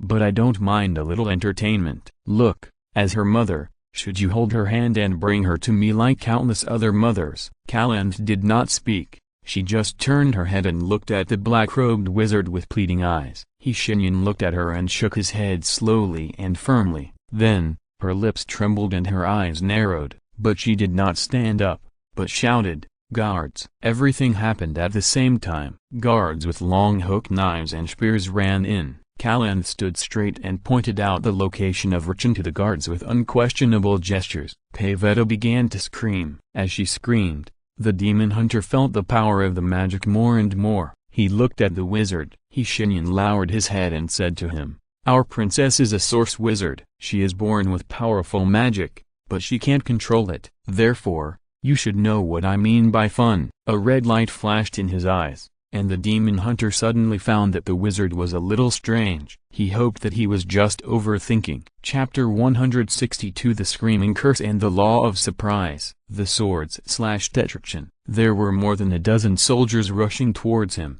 which showed that the queen had planned it in advance. Just as the swords were about to hit him, Pavetta's screams reached a peak. Then they stopped. Realizing what was about to happen, Geralt fell to the ground without hesitation and covered himself under the table. He felt a sharp pain in his ears and heard a terrible crashing and screams from many mouths. Then there was only the princess's quiet, monotonous, lingering cry. The table threw dishes and food around, rising into the air and spinning. Heavy chairs either circled the hall or smashed against the walls. Tapestries and curtains flapped, raising clouds of dust all over the room. Screams and the dull sound of the long hook handle breaking like a stick came from the door. The throne took Callan sitting on it and soared into the air, flying across the hall like a sharp arrow. Just as she was about to hit the wall, the black-robed wizard moved his fingers. She stopped flying, but the screams continued. The queen was too frightened to keep her composure. She cried and laughed,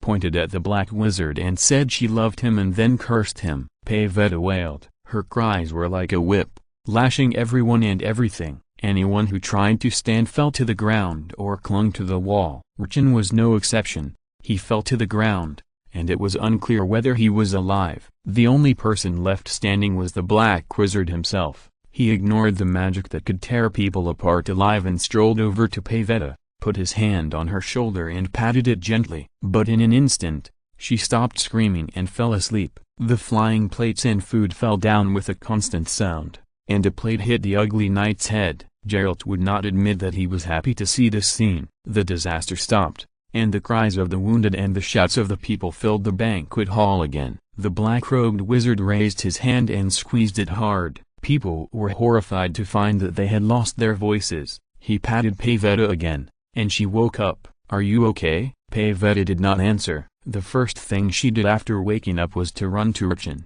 who was sitting in the corner at some point. He was leaning against the wall, struggling to take off his blood-stained armor. She was not afraid of the hedgehog's spikes. She hugged him deeply and even kissed him, shouting, "Donnie, oh, my Donnie." The black-robed wizard looked at the scene and smiled and shook his head. Urchin's monster-like mouth and nose softened and blurred, and began to lose its original outline. The spikes and mane rippled and turned into black curly hair and beard, and then a pale face with sharp angles and full of masculinity appeared. This person had a prominent high nose. To be fair, he was very handsome. "Donnie." Pavetta hugged her lover and whispered. The black-robed wizard slowly approached. "Curse, is it?" Callan pursed his lips and turned his face away. Donnie groaned and replied, "Yes, sir." "Curse. I was supposed to return to my true appearance at midnight." But Her Majesty Callan obviously knew about this, and she made the night watchman's bell come a little earlier,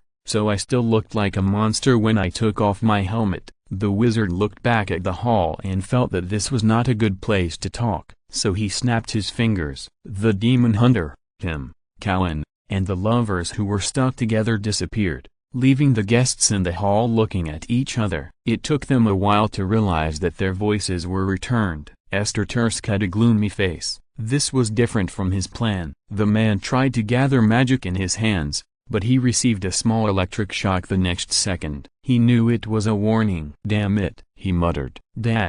4 chairs were neatly placed, and the wood in the stove crackled. A comfortable atmosphere spread throughout the room. The black-robed wizard made a gesture, signaling the few people to sit down and talk. He said lightly, "First, let's talk about you, Callan." The queen's lips were tightly closed. She was now in a state of disgrace, and she looked nothing but beautiful. "You knew what your husband had promised, and you knew the curse that this young man had suffered. But you still insisted on marrying your daughter to someone else. You are a good queen." He changed the subject, and the sudden praise made Callan raise her head. "But you are not a good mother." He turned his head and said to Donnie and Pavetta, "Congratulations to you first, but Donnie's curse has not been resolved yet." Donnie rubbed his temple and said, "This curse has existed since I was born. I can't find the reason for the curse, nor do I know who cast the curse. From midnight to dawn, I am an ordinary person, but after dawn, you all saw it." My father Expark wanted to cover up this matter because the people of Mesht are very superstitious.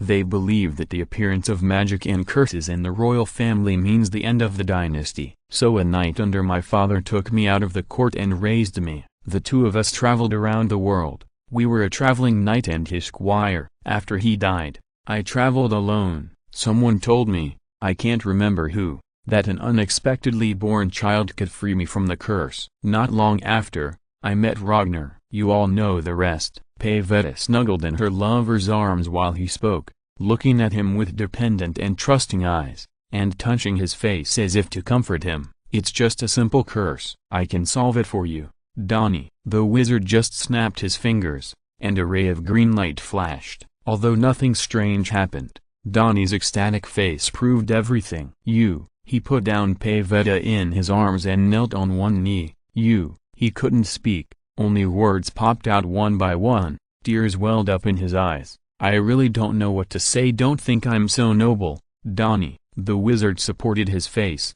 his eyes were deep, and half of his face was hidden in the darkness. For some reason, Callan, who had been staring at him, saw a ray of red light flashing, and she thought she was seeing things. Donnie was stunned, but soon reacted. Of course, I am a grateful person."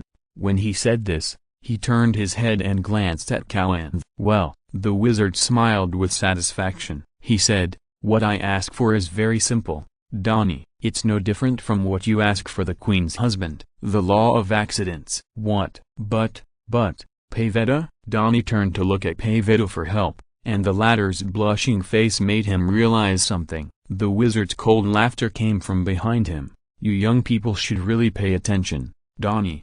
She is only 15 years old. The 5th update is completed. I'm sorry that it's a little late today. I was disgusted when I got up in the morning. There is an old brother. Forget it. I'm too lazy to call him old brother. I feel he doesn't deserve it." After reading the 2nd volume, I was inexplicably scolded more than a dozen times, even innocent readers, just because of a plot in Bordeaux Manor made him very unhappy, and then threatened to report me to delete the book myself. I wondered, did I offend him in any way? Forget it. Let's get back to the topic. Ciri's parents were so unlucky and miserable in the original book. I changed it. Of course, Emmer will be miserable as he deserves. If you're listening to this novel on a channel other than Fanfic World, it means they downloaded and uploaded it without effort. We cordially invite you to visit our channel, Mundo Fanfic Novelist. There you'll find the original version of this story and you can explore many other novels of various genres. We are waiting for you to immerse yourself in a world of incredible novels. Chapter 163. Watch carefully and learn well. Is there anything going on between you and Callan,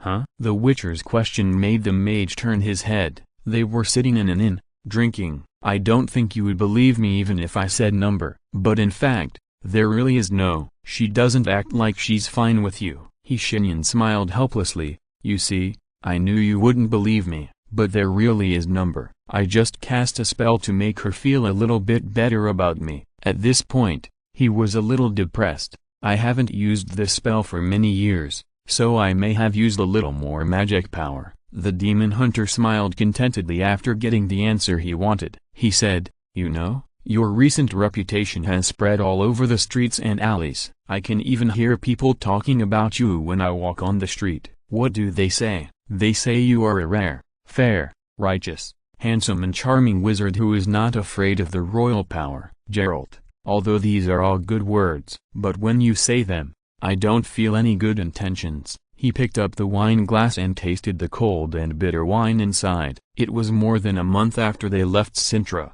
and the queen was said to be furious about this. The wizard said that he had removed the magic he had cast on her, and that she shouldn't have reacted like that. The Witcher just laughed it off. He felt that the wizard had no idea of his appearance, and that he was just the type that noble ladies liked. The Witcher said that he was going to Vengerberg, but he didn't say why. The wizard let him go. He didn't plan to travel any further, and went straight back to the wizard's tower through the portal. His tower was still neat and clean, and the firewood in the stove seemed to never burn out. They kept burning, as if they would continue to burn until the end of time. Francesca, the beautiful elf, sat at the long table. She had no image, holding a piece of bread in one hand and taking a few bites from time to time, while holding a pen in the other hand. She wrote furiously. Andrea sat beside her, looking at the words she had written from time to time and commenting on them one by one. The elf, who might be several times older than the girl,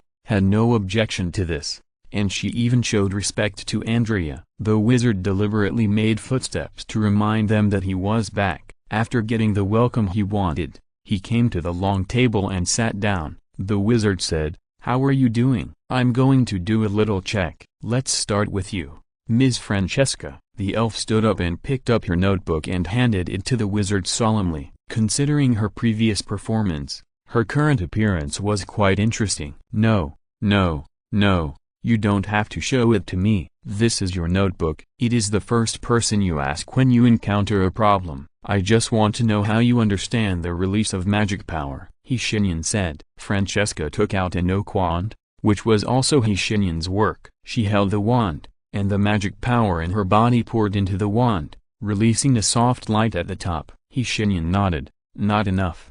Based on your previous spellcasting experience, you can do better." "Yes, teacher." She glanced at the wizard secretly when she said this, and couldn't help smiling when she saw that he didn't object. Francesca said, "But I don't dare to release those magics here." "It's okay, use it." The wizard didn't tell her that he had kept more than 30 large-scale protective spells in this tower. Frankly speaking, even if the earth is destroyed, this tower will continue to exist. His encouragement made the female elf a little more relaxed. She put down the wand and used her hands more directly as a medium. The wizard nodded again. "Although the wand is good, how can it compare to hands?" Francesca's face became serious, and the light blue magic power gradually condensed in her right hand. It was chaos magic. There is no doubt that she borrowed the elemental power of this world as one of the sources of her spells. It's very flattering, but it's also very effective. Any means that can reduce the consumption of casting spells is worth encouraging. The water element from the atmosphere gradually turned into a water ball. Shenyan could see that she was struggling. The water ball began to rotate slowly, and the inside gradually turned into frost bit by bit, but the outside was still a thin layer of water curtain. The elf's face turned from flushed to pale. She was almost unable to control herself. But she still didn't let go. She was showing off her skills. The wizard smiled. He really wanted to see what Francesca could do. Generally speaking, the conversion between elements is not a high-end skill, but what she did was to take out a part of it and turn it into another element while the other element existed. Doing so would increase the difficulty exponentially, and there was no other use except showing off her skills. In normal spell usage, you either freeze your enemies with frost or burn them to death with fire, or use one after the other alternately. No one would freeze the enemy with ice first and then directly convert the ice into fire. That would be too inefficient. The overflow of magic power and the consumption between the conversion would cause the power of the spell to decrease. What's more, sometimes just freezing it would solve the problem. Francesca really didn't stop. While maintaining the water curtain and frost, she converted half of the water on the surface into burning flames. This small sphere has frost, water flow, and fire at the same time. Can she continue? Francesca took a deep breath, and the paleness on her face turned into an abnormal blue-gray. Excessive magic power surged from her body, and she almost fell to the ground, but she still relied on a force that came from nowhere to stabilize herself. A small lightning flashed across the surface of the water curtain, and she was no longer able to hold on, and finally fell to the ground. The flames, frost, and lightning in the sphere began to lose control. They roared wantonly, and when they were about to fully release their power, they were picked up by a hand. The wizard held a sphere in one hand, like a toy. He gently tapped it with his index finger holding the sphere, and the sphere began to change. The flames faded, the lightning disappeared, and the frost melted and turned into water again. The water ball slowly rotated in his hand, and the wizard said, "Sometimes, complexity does not mean a good thing." Just like now, a simple water ball can do a lot of things. Francesca, who was sitting on the ground, widened her eyes. She saw the water ball in the wizard's hand gradually began to rotate, and each water flow inside turned into a high-speed oscillating water knife, and a dense and low humming sound rang in the air. He threw the water ball at Francesca, and the elf closed her eyes in despair. She knew how powerful this thing was just by looking at it. The human body was just a toy in front of it. However, the imagined pain did not come, but a kind of warmth filled her whole body. She opened her eyes and found that the water ball had expanded several times, wrapping her whole body. The violent water blades inside them disappeared, replaced by warmth and continuous healing of her pure magic. Shenyan walked upstairs and threw down a sentence: "Watch carefully and learn well." Chapter 164. Follow your heart. The wizard stayed in his tower for a whole year. He never left here except for going to Kaer Morhen to spend the winter with the Witchers. No one knew what he was doing. Only the wizard himself knew. He was waiting. Pavetta and Dooney had been married for a year. In fact, their intimacy was much longer than that. They had been dating for a long time. At midnight, a princess sneaked out of the palace with the help of servants to meet her mysterious lover. Doesn't it sound romantic? But Shenyan didn't care about it. In fact, he found it difficult to be interested in other things. Every day, apart from guiding Francesca and Andrea, he meditated in his room, although at this point, meditation no longer had any effect. After all, the main purpose of meditation is to gather magic power, but the magic power in the wizard's body is automatically gathered every moment, not to mention the pocket dimension from the body of Carol Danvers, the idiot who wasted heaven's resources for him. The main function of meditation now is just to kill time. He wanted to confirm whether Pavetta and Donnie's child would be the swallow he needed. If not,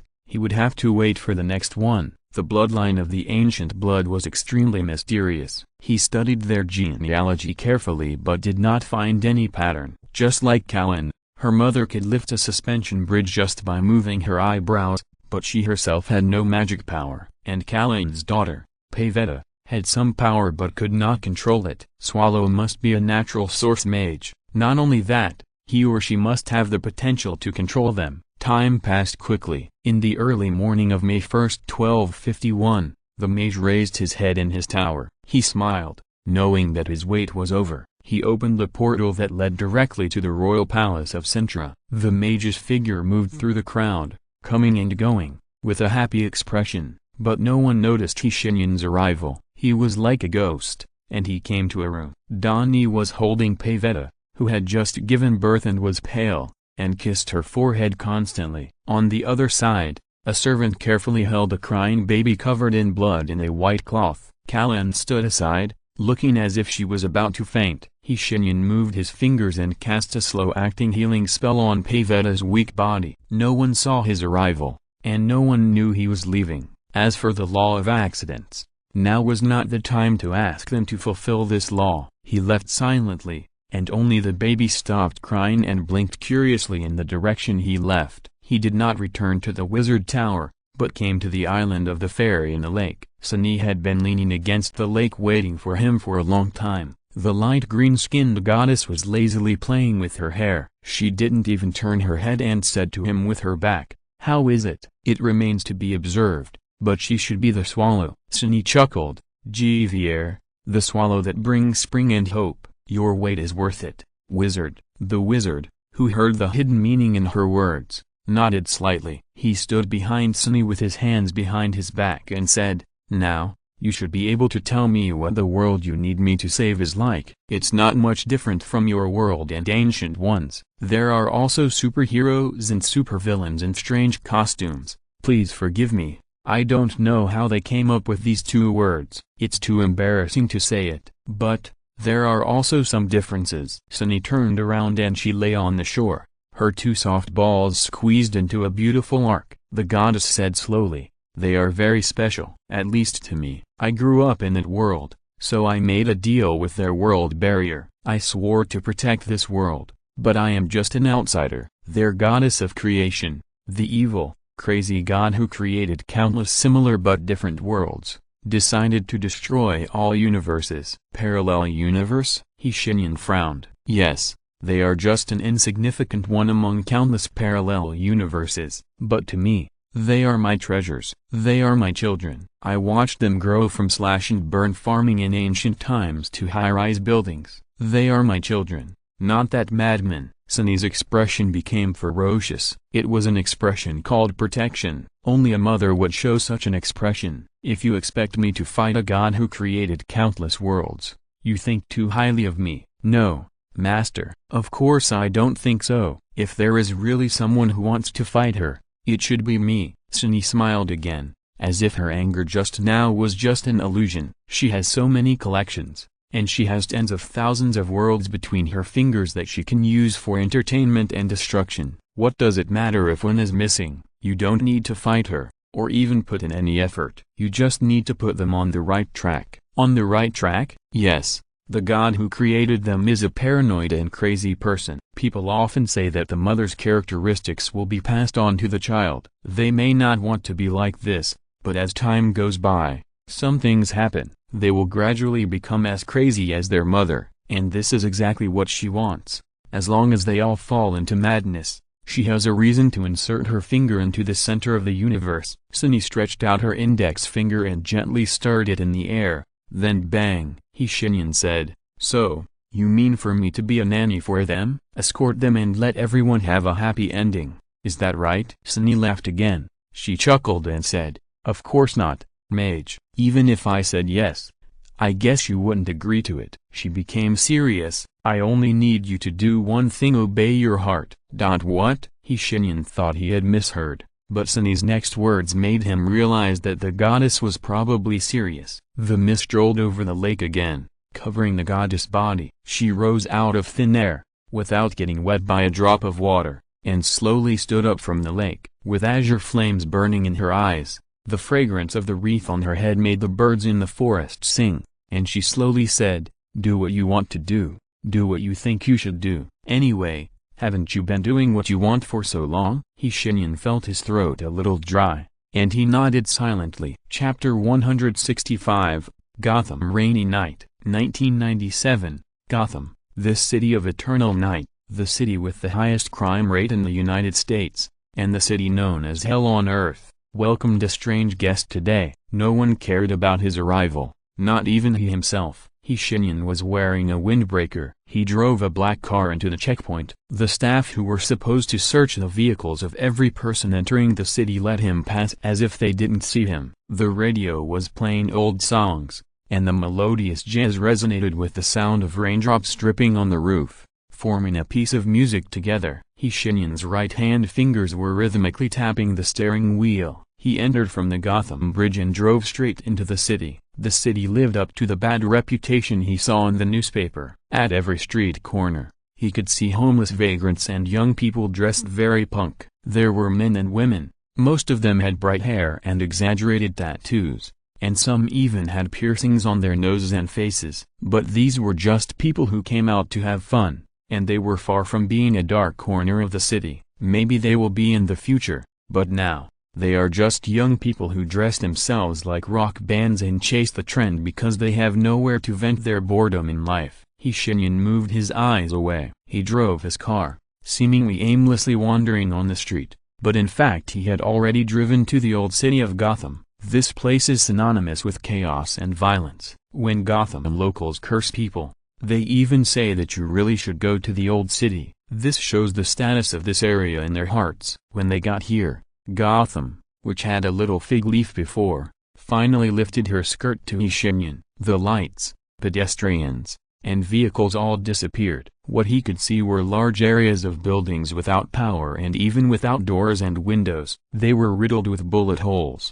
and occasionally a few of them had traces of explosives. But they still stood firm to protect the people living inside. There were not many people on the streets, but it was not necessarily the case in the alleys. All kinds of illegal transactions and behaviors were happening all the time. Shenyan smiled slightly. He knew that this was the place he was looking for. A world that will sooner or later become depraved and crazy and thus destroyed. If we want to change it, we must start from its most depraved and crazy place. He parked the car, opened the door and walked out. Raindrops fell, but did not touch his clothes and leather shoes at all. They were pushed away by an invisible force, and he walked into an alley beside the road. A bald man with tattoos on his face saw him coming and shouted into the alley, "Hey, Victor, a rich man from the upper city is here to cause trouble." After he said this, he jumped down from the box he was sitting on. He was shirtless, wearing camouflage pants and riding boots, exposing his strong upper body.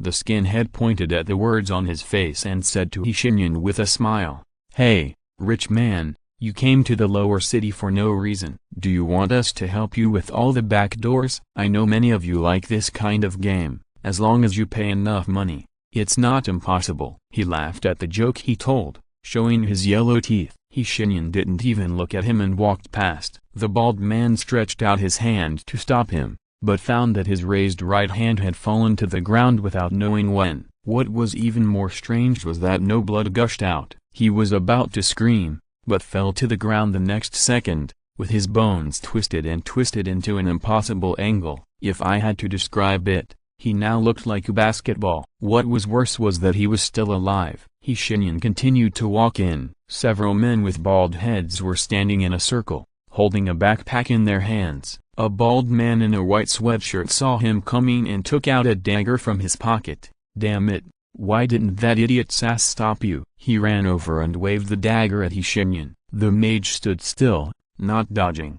The dagger gradually merged with the man's knife-holding arm in midair. The burning metal and flesh were put together, and the burnt smell and pain produced made the man faint in the blink of an eye. "What the hell are you?" They started screaming, and the leader dropped his backpack and pulled out a pistol from his waist. He couldn't believe what happened. He saw his hand go through the gun, but couldn't pull it out. He didn't believe it, and tried once, twice, and 3 times. The pistol was clearly on his waist, but the man couldn't touch it. This scene made him suspect that he had taken too much yesterday and burned his brain. But the strange man standing in front of him seemed so real. He was very tall and thin. He was wearing a windbreaker, handsome and not human, with a pale face and no expression. A red light suddenly flashed in his black eyes, making him scream and fall to the ground. The pain and the feeling of touching the ground that should have come did not come. He opened his eyes confusedly and found that another self was standing there. He looked down at his illusory hands and suddenly understood. It turned out that it was not the gun's problem but my problem. "Is it the soul? Am I dead?" The strange man answered his question. His voice seemed to come from the horizon,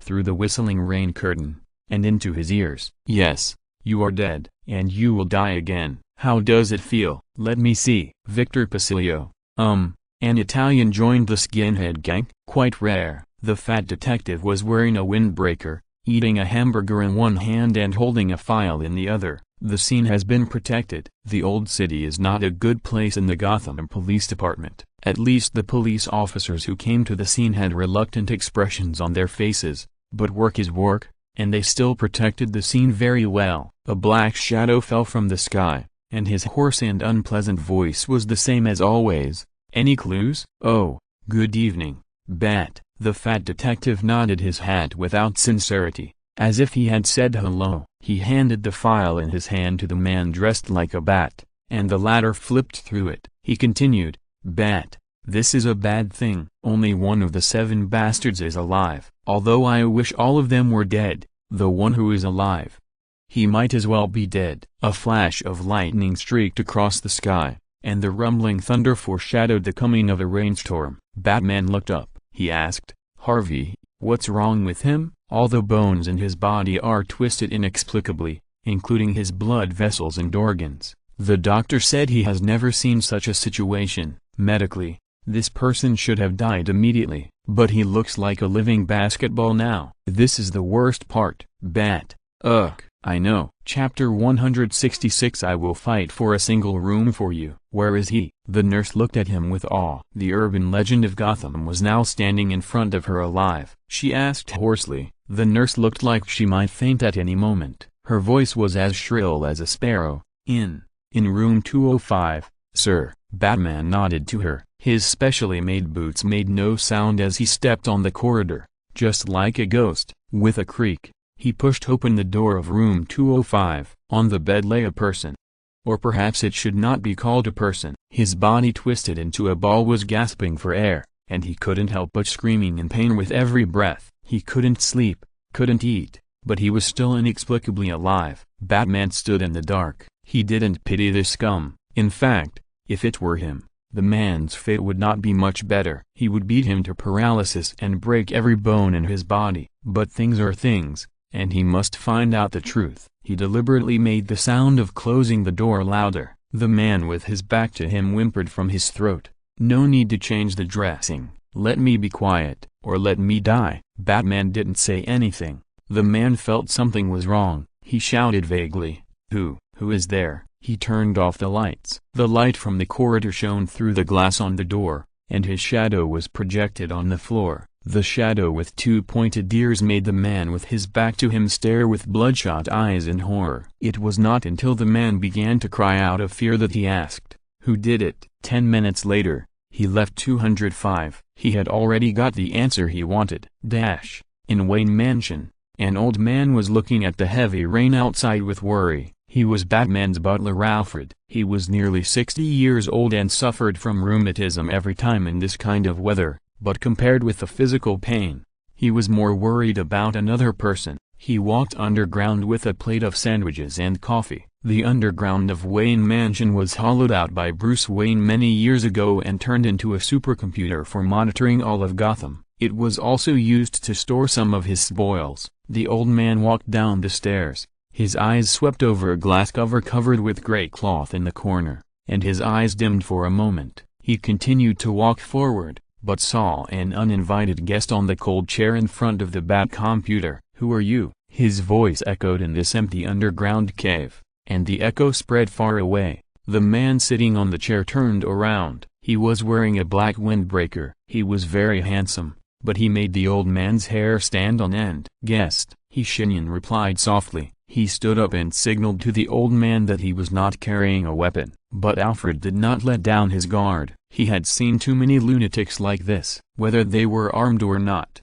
they were extremely dangerous. "This is private territory, sir. If you have strayed here by mistake, I can take you out." Shenyan laughed. "You underestimate my intelligence, old man. Or, who would stray into such a place by mistake? You are not protected by law for trespassing into private territory. I can kill you right now without any responsibility." Alfred had already pressed the signal transmitter on his wrist, and this hidden gadget notified Batman on the other side of Gotham. He would be back soon, and Alfred knew that his top priority at the moment was to stabilize this uninvited man. Yes, but the law doesn't work for some people, such as the owner of this manor, and me. He finished speaking and disappeared from the spot. In the blink of an eye, he appeared behind the old man and patted him on the shoulder. Shenyan said in a relaxed tone, "But please believe one thing, I have no ill intentions. To be frank, I am here to save you." "Save?" "Very good.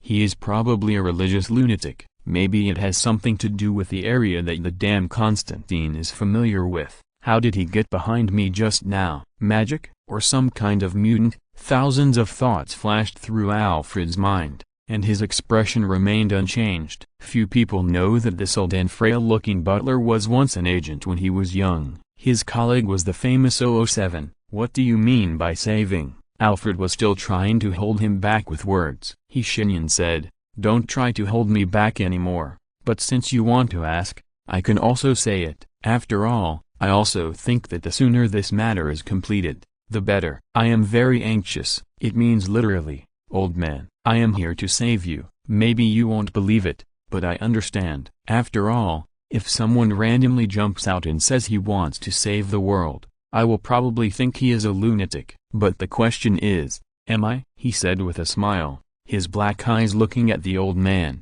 but there was no smile in his eyes. He put away the smile that reminded the old man of a green madman, and put on a serious expression. "Okay, no more jokes. When will he come back?" "Who?" Alfred's heart skipped a beat, and he was still trying to fool him. "You know, telling too many lies is an insult to yourself, Mr. Alfred. You know who I'm referring to. You know better than anyone, don't you? After all, you watched him grow up." In a long silence, Alfred slowly exhaled. "You know a lot, sir, but that doesn't mean you can just barge in here and talk nonsense to me. It's not that no one has done this before, but do you know where they all went in the end? Arkham Asylum?" "Of course I know. I just came back from there." Shenyan nodded at him, took out a bloody playing card from the pocket of his windbreaker, and threw it at his feet. "What did you do?" "Do you want to guess?" "There's a prize for guessing correctly." Shenyan conjured up the purple velvet armchair that he loved very much and sat on it. He replied in a relaxed tone,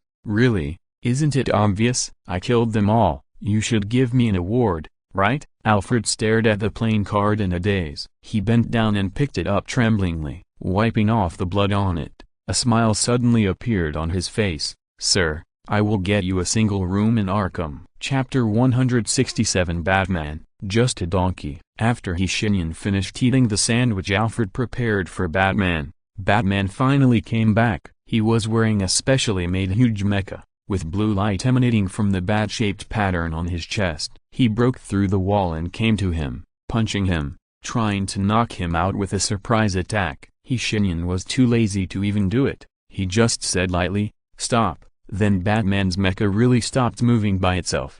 No matter how he pushed the joystick in the cab, it was useless. The wizard stood up from his chair, pointed at Alfred who was sleeping in another armchair, and said, "Don't be so angry. I didn't do anything to your butler."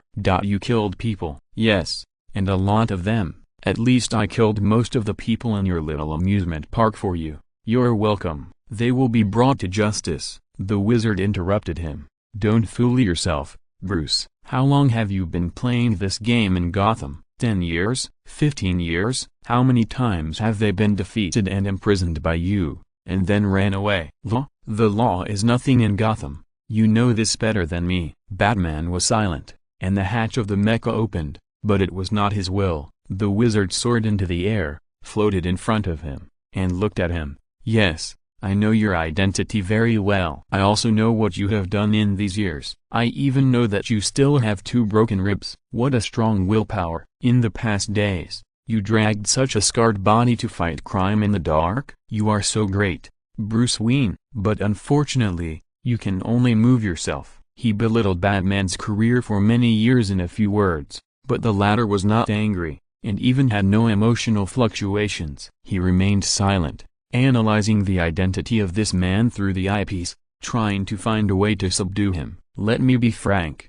you have done nothing in Gotham for so many years. You didn't make this city better. You just indulged in your own playing house, and even killed many people for it." "Many people," he pointed to the glass cover covered with gray cloth on the side, floated over and lifted the gray cloth. Inside was a set of combat uniforms, red, yellow and green, with a cape. It was covered with blood. Batman's expression finally changed. The wizard leaned against the glass cover and said to him, "The murderer who killed the person you regarded as your son is living safely in your amusement park. He laughs at you every moment, and he doesn't even need to do anything else to accomplish this, because his life is a mockery of you." "Batman, how did you endure it until now?" "You don't understand." "Yes, but maybe Jason understands." "Don't mention his name," Batman suddenly growled, sounding like a wounded beast. This made the wizard laugh even more happily.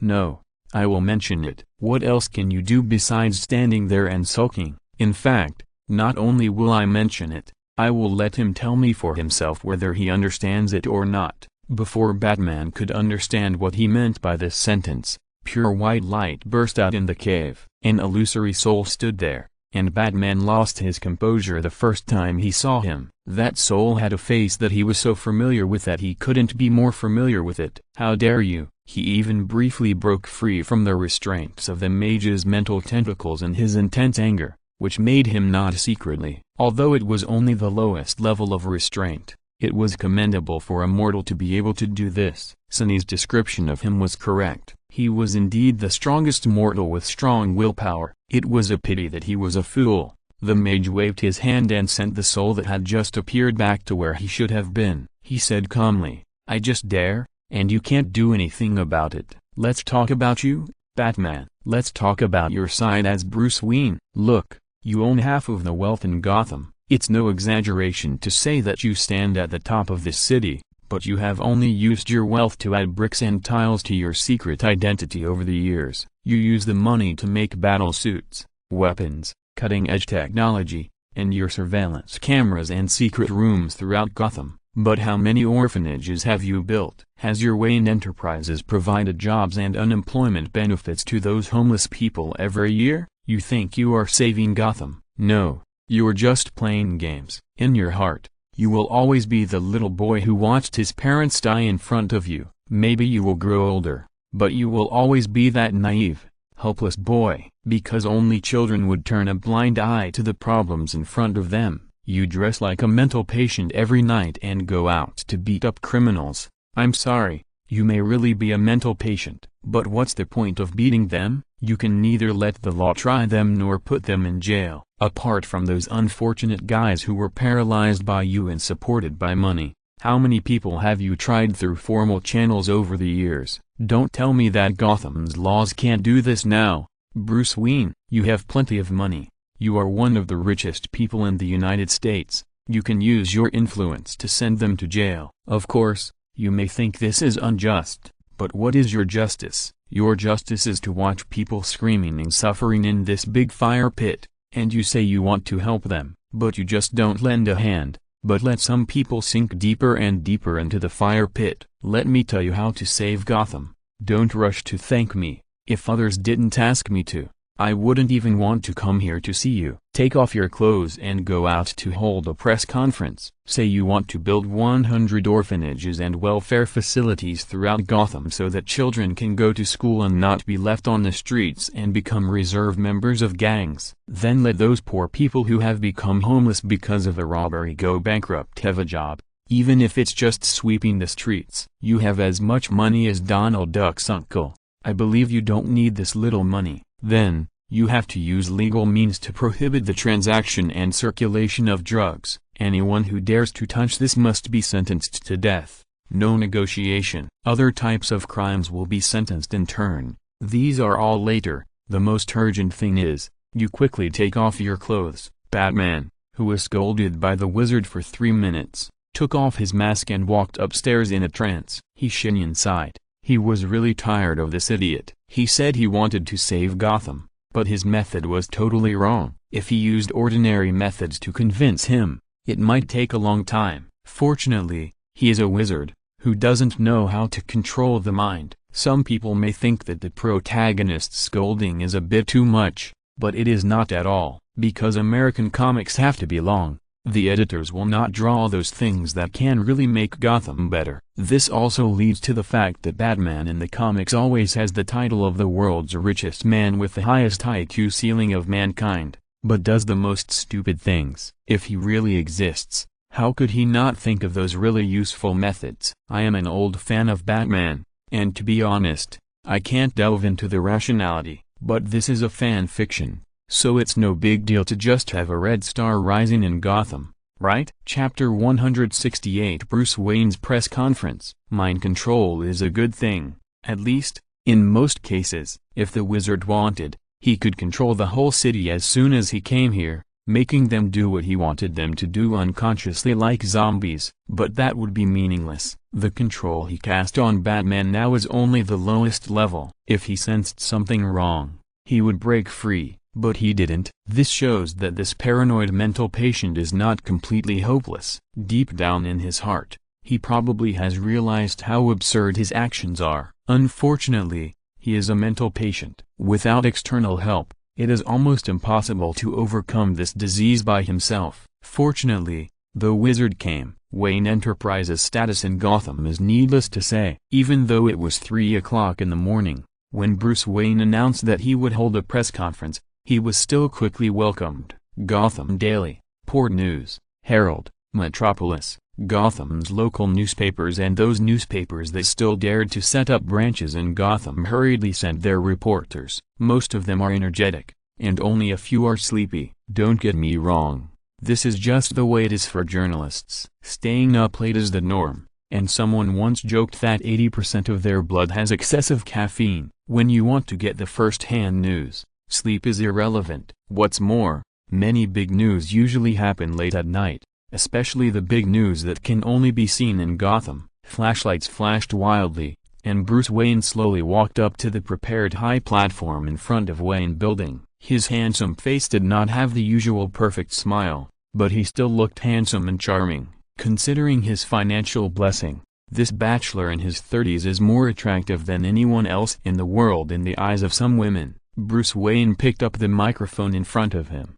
His voice was hoarse and short of breath, as if he had just experienced something terrible. I want to announce a few things. First, Wayne Enterprises will carry out the entire infrastructure tomorrow. We expect to build more than 70 orphanages and social welfare institutions. We will establish public schools. As long as you are or your children are of school age, you can come to school to study. Please note that it is free. I also extend an invitation to people with lofty ideals and teachers from all over the world. I will deploy the best security force to maintain the safety of teachers and schools. At the same time, your salary and benefits will be at the highest level. I mean, comprehensive. I will provide you with single rooms and travel vehicles. If you think you are suitable, you may submit your resume to Wayne Enterprises. I will demolish some houses and buildings in the old city. The city government has passed a resolution half an hour ago. Thanks to the mayor for his understanding,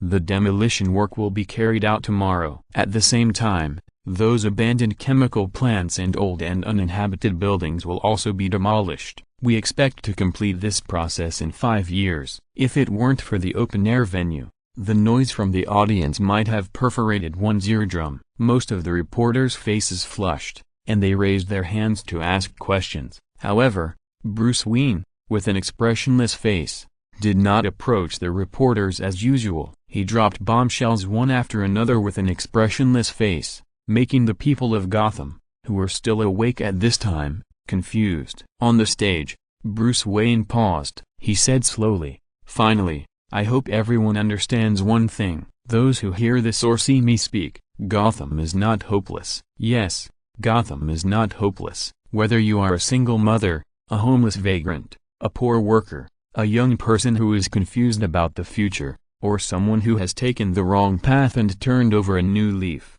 I hope you can stick to the bottom line. I know this road is difficult. It has been like this since ancient times, and the right path is often the most difficult. It can even be said that it is fucking difficult." He swore without any image, and the audience inexplicably became quiet. The perfect smile that Bruce Wayne used to wear disappeared, and was replaced by another angry face. "But from now on, Gotham will start to change. I know it's hard, and I know some of you don't trust me, but actions will prove everything." He didn't add a shocking ending to this speech, but left after saying this. "How do you feel?" Shenyan asked with a smile, sitting in front of the huge TV in Wayne's mansion, drinking the coffee made by Alfred himself. The old man stood next to him, his back straight, and even his suit had become a brand new, wrinkle-free style. He looked at the man on the TV and touched his eyes. The master and the lady will be proud of him. Alfred knew that this was the path they hoped their son would take, and the path they had walked halfway. He still remembered Gotham at that time. Everything was dilapidated until Thomas Wayne and Martha Wayne decided to change it all. It's a pity that a few bullets broke all the hopes that were gathering.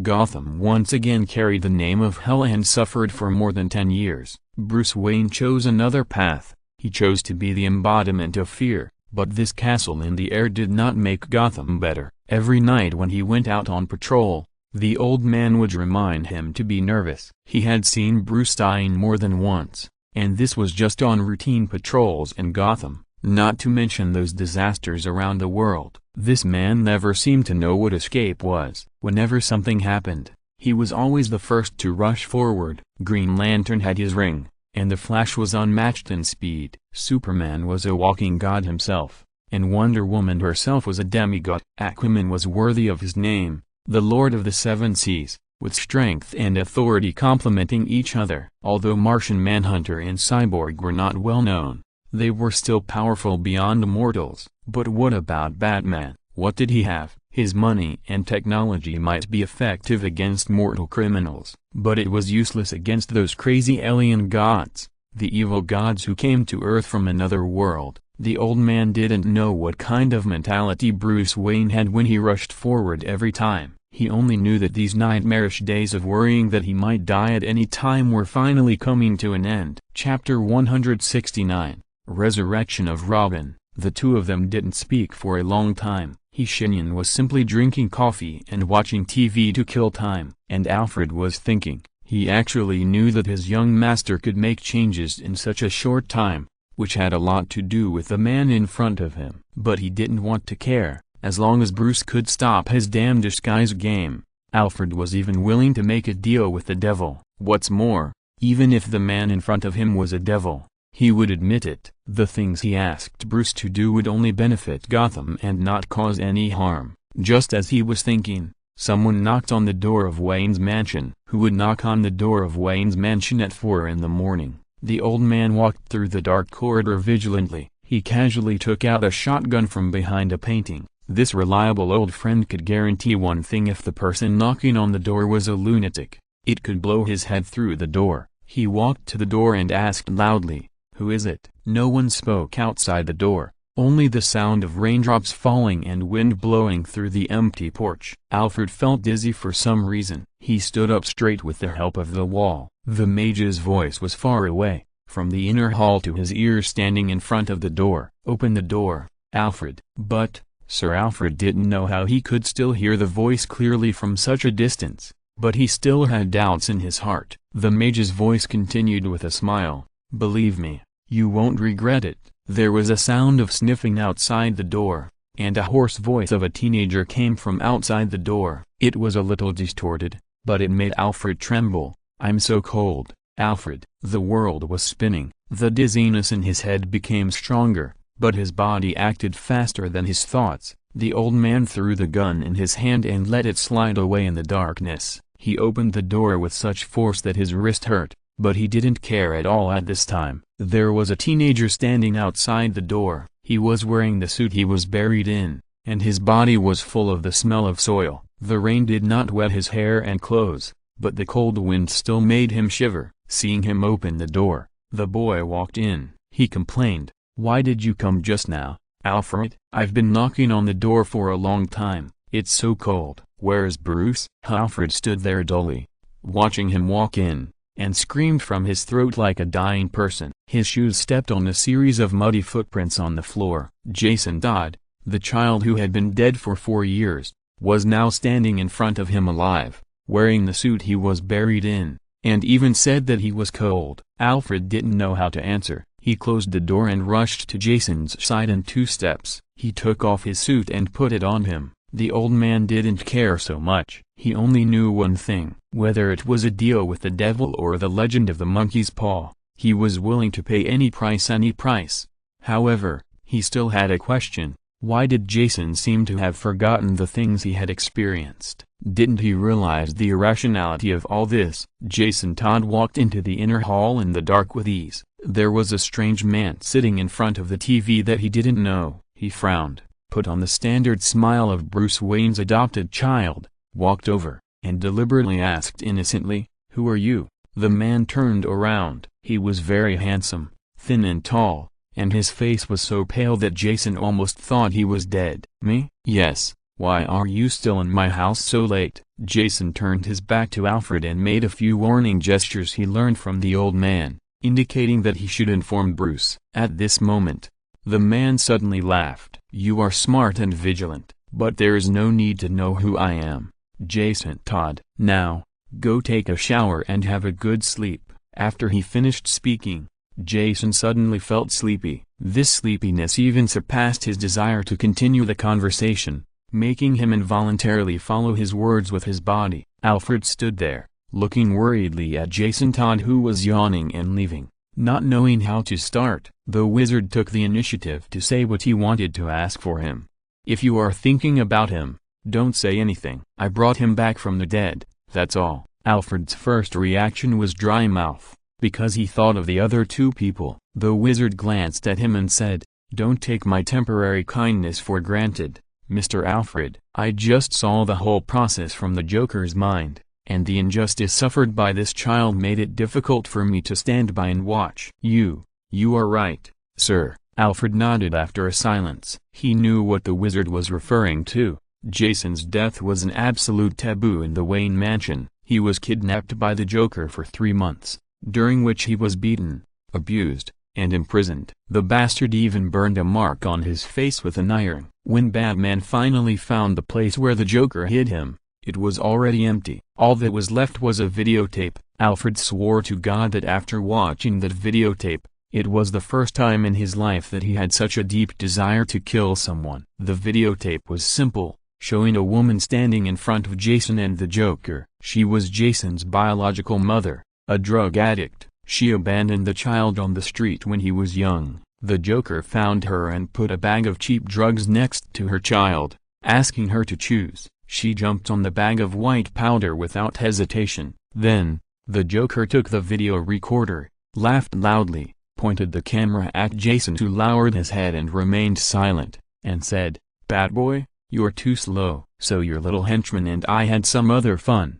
Did you enjoy watching it?" A month later, Batman found Jason's cold body in Arkham Asylum. He had been dead for more than 2 days when he was found, and he was emaciated. The Joker managed to bribe the staff of Arkham and played a low-level trick of hiding the truth under the lamp, making everyone go around in circles. Now, the poor child is back. The old man's hands are shaking. He doesn't know what to do. All kinds of complicated emotions are running rampant in his mind, and finally they explode together. The wizard sighed helplessly and cast a spell to make the old man who was lost and found fall asleep again. He sat in front of the TV, watching the comments of Gotham people on Bruce's speech, and chuckled from time to time. If you're listening to this novel on a channel other than Fanfic World, it means they downloaded and uploaded it without effort. We cordially invite you to visit our channel, Mundo Fanfic Novelist. There you'll find the original version of this story and you can explore many other novels of various genres. We are waiting for you to immerse yourself in a world of incredible novels. Chapter 170 Superman's Visit. Bruce Wayne did not sleep all night. He sat in his office, which was located on the top floor of Wayne Building. The decoration was low-key yet luxurious, but Bruce did not care about it. He rubbed his swollen temples and gave himself another shot of stimulant. Before today, he had not slept for 3 days. As the president of Wayne Enterprises and the dual identity of Batman, it is easy to waste a mortal's time, not to mention his sense of responsibility. Sleep is often a luxury for him. He used his computer to reply to internal emails one by one and issued orders one after another. Wayne Enterprises is half of Gotham. It may not be appropriate to say this, because Gotham actually relies on Wayne Enterprises to survive. In short, as long as this behemoth starts to move, then the whole of Gotham will act according to the guidelines of Wayne Enterprises. He has not forgotten the strange man, nor the things he did. Doubts and thoughts of stopping all this swirled in his mind, but never landed. Another mysterious force urged him to do things he didn't want to do, even if he had found that these were all correct. That power made him hold a press conference in a conscious state and issue orders one after another. Wayne Enterprises' technology is extremely advanced. It doesn't even take a week to build orphanages and social welfare institutions throughout the city. The next step is to provide jobs for the society. His thoughts returned to work. The complicated documents and the difficulties in implementation made him a little irritated, but when he thought of the benefits of doing so, he calmed down again. Before this, as Batman, he basically didn't interfere in these things. Wayne Enterprises is a giant company that is growing wildly. Fortunately, his assistant and deputy of the company, Lucius, is a good person. He was correcting documents, and time passed quickly. The secretary outside the door knocked on the door from time to time to inform him that there were reporters or TV stations who wanted to invite him for an interview, but they were all rejected by the impatient Bruce one by one. He didn't have the mind to focus on these things now. In fact,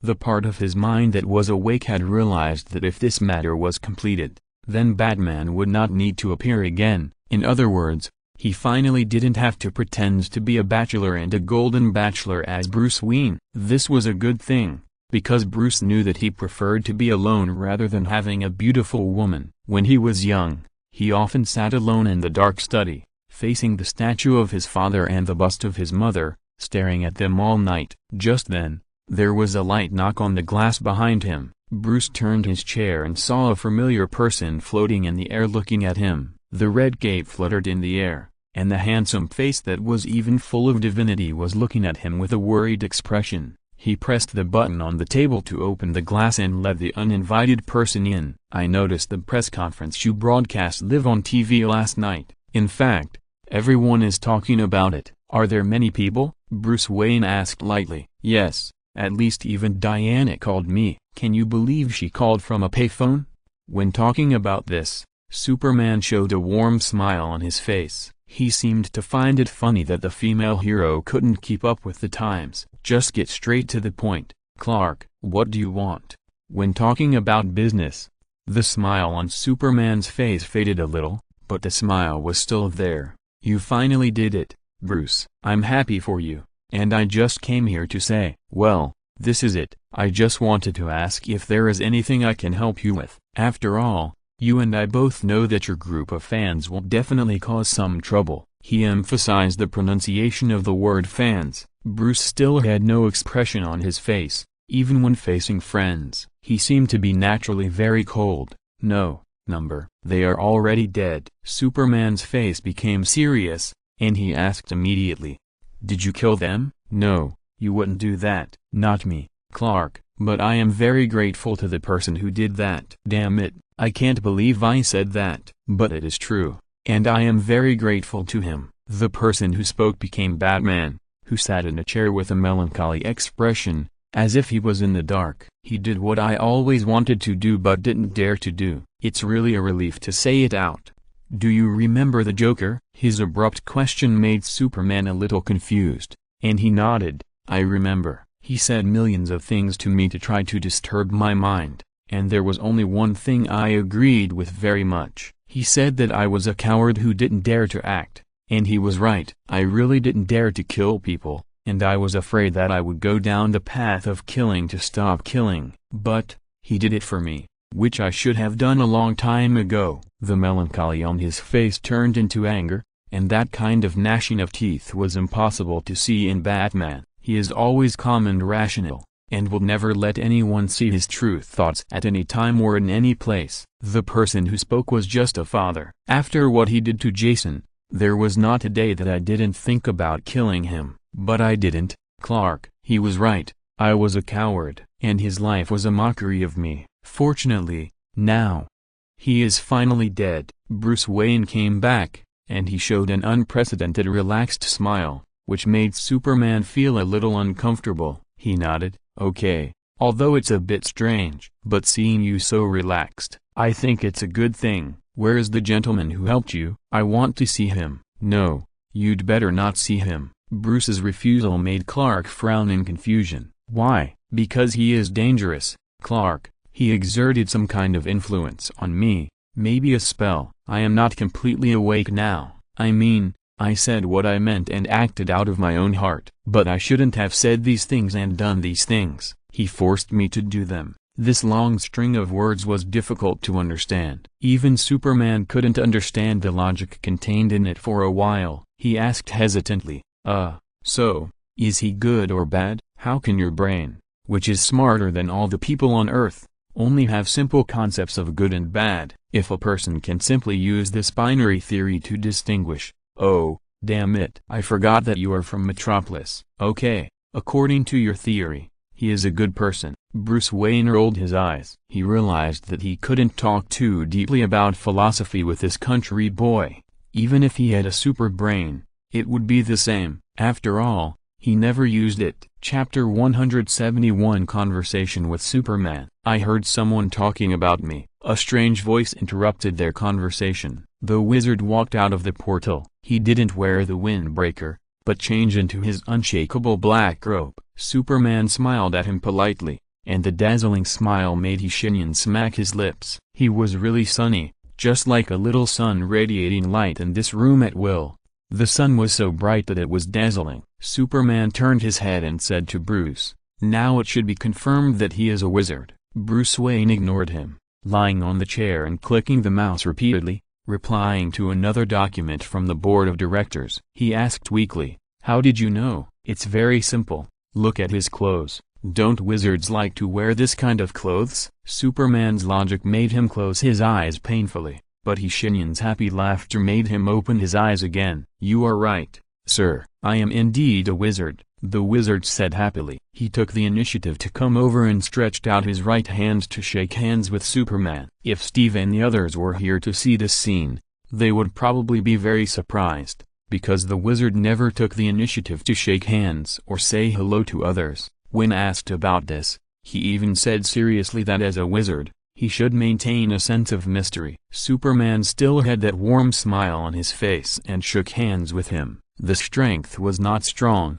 but it was just enough to make people feel his sincerity. "Hello, sir, what's your name?" "I'm Superman." "He's Shenyan, a wizard who is not super. Besides, aren't you going to tell me another name? I mean, although your hero title is very good, calling you Superman is a bit strange." "Ah, sorry." He apologized sincerely, as honest as he could be, and then smiled even more brightly. "My friends call me Clark, Mr. He." "You can call me that too." Bruce Wayne, sitting on the chair, looked like he wanted to disappear from the office immediately. Did this stupid blue guy understand the seriousness of the problem? Damn, I really shouldn't have expected his intelligence level. A wizard who can control others at will. He just stood in front of him and told others his name? This damn idiot. He is completely hopeless. Bruce thought darkly and desperately, but what happened next surprised him. The wizard neither controlled him nor suddenly laughed and threw a few powerful magic. On the contrary,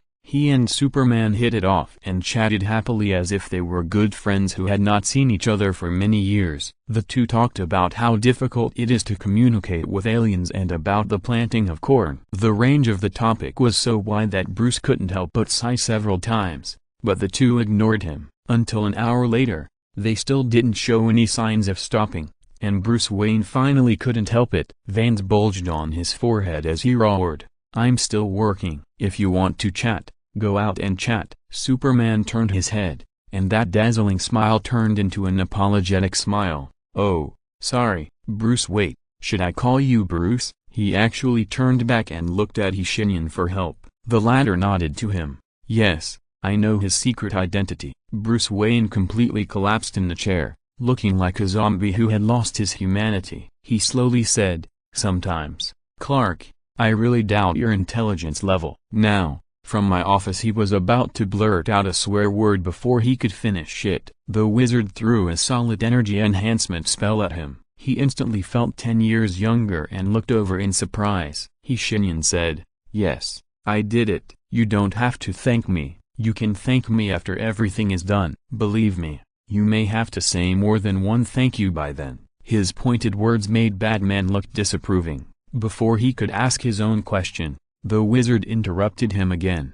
"Get off work early tonight. There is a surprise waiting for you at home. In addition, you don't have to worry about the approval documents from the city government. I have taken care of them. As for the means, don't pursue it. Those who achieve great things are not particular about trivial matters. What's more, you can't pursue me. Now that you are no longer tired, why not continue working? You know, this road is still very long." Bruce was silent for a while, and the click of the mouse sounded again. He accepted his fate and kept telling himself in his heart that I was forced. I was forced. I was forced. Superman seemed to be relieved. Shenyan opened a portal and made an invitation gesture to him. The two entered it. Superman did not hesitate at all. He was not even worried that the wizard would set a trap or something. He took a step out and came to outer space. His eyes widened in surprise. His biological position allowed him to transmit his voice in a vacuum, while the wizard used magic to transmit his voice. "Is this the portal used by wizards? I've only seen it in comics before. Hey,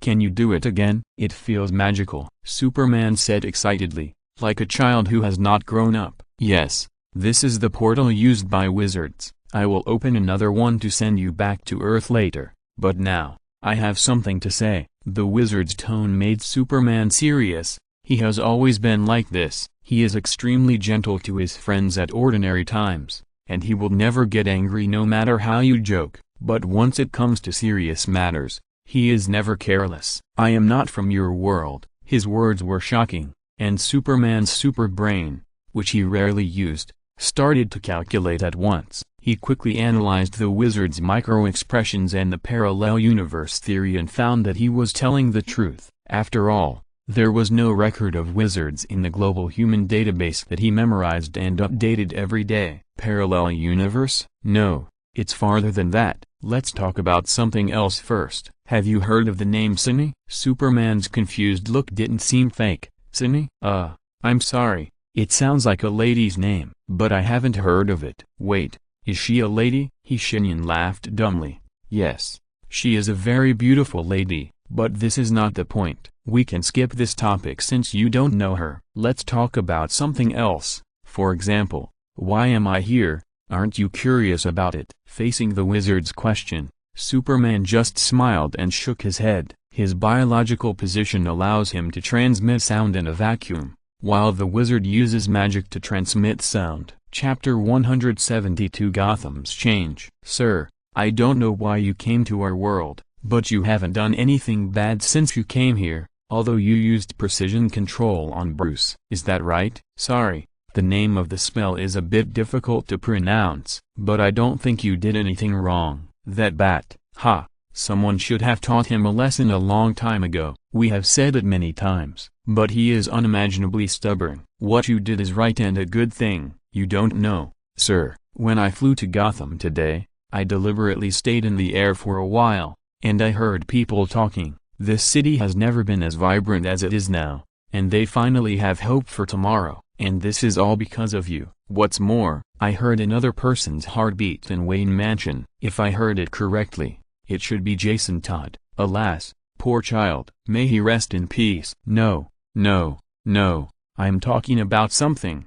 He's back. May he live happily from now on. You seem to know a lot. Yes, sir, but I don't use these abilities often. Some people regard them as divine powers and regard me as a god, but I'm not. Maybe it's just like Bruce said. I'm just a Boy Scout who saves cats from trees in Metropolis, and I'm willing to be this Boy Scout. Superman's sincere words made Shenyan at a loss for words. He was so sincere that he even opened his heart to this person who he had known for less than 3 hours, and even revealed all his inner thoughts. Because of this, the wizard didn't know how to answer. He had never seen this group of people before. Let's get back to the topic. I came to this world because I was entrusted by someone to make a deal. Deal? Yes, a piece of news that is very important to me. In exchange for me saving you, Superman was not angry because the wizard said he would save them, even though it sounded a bit arrogant. If it were someone else, such as Green Lantern Hal Jordan,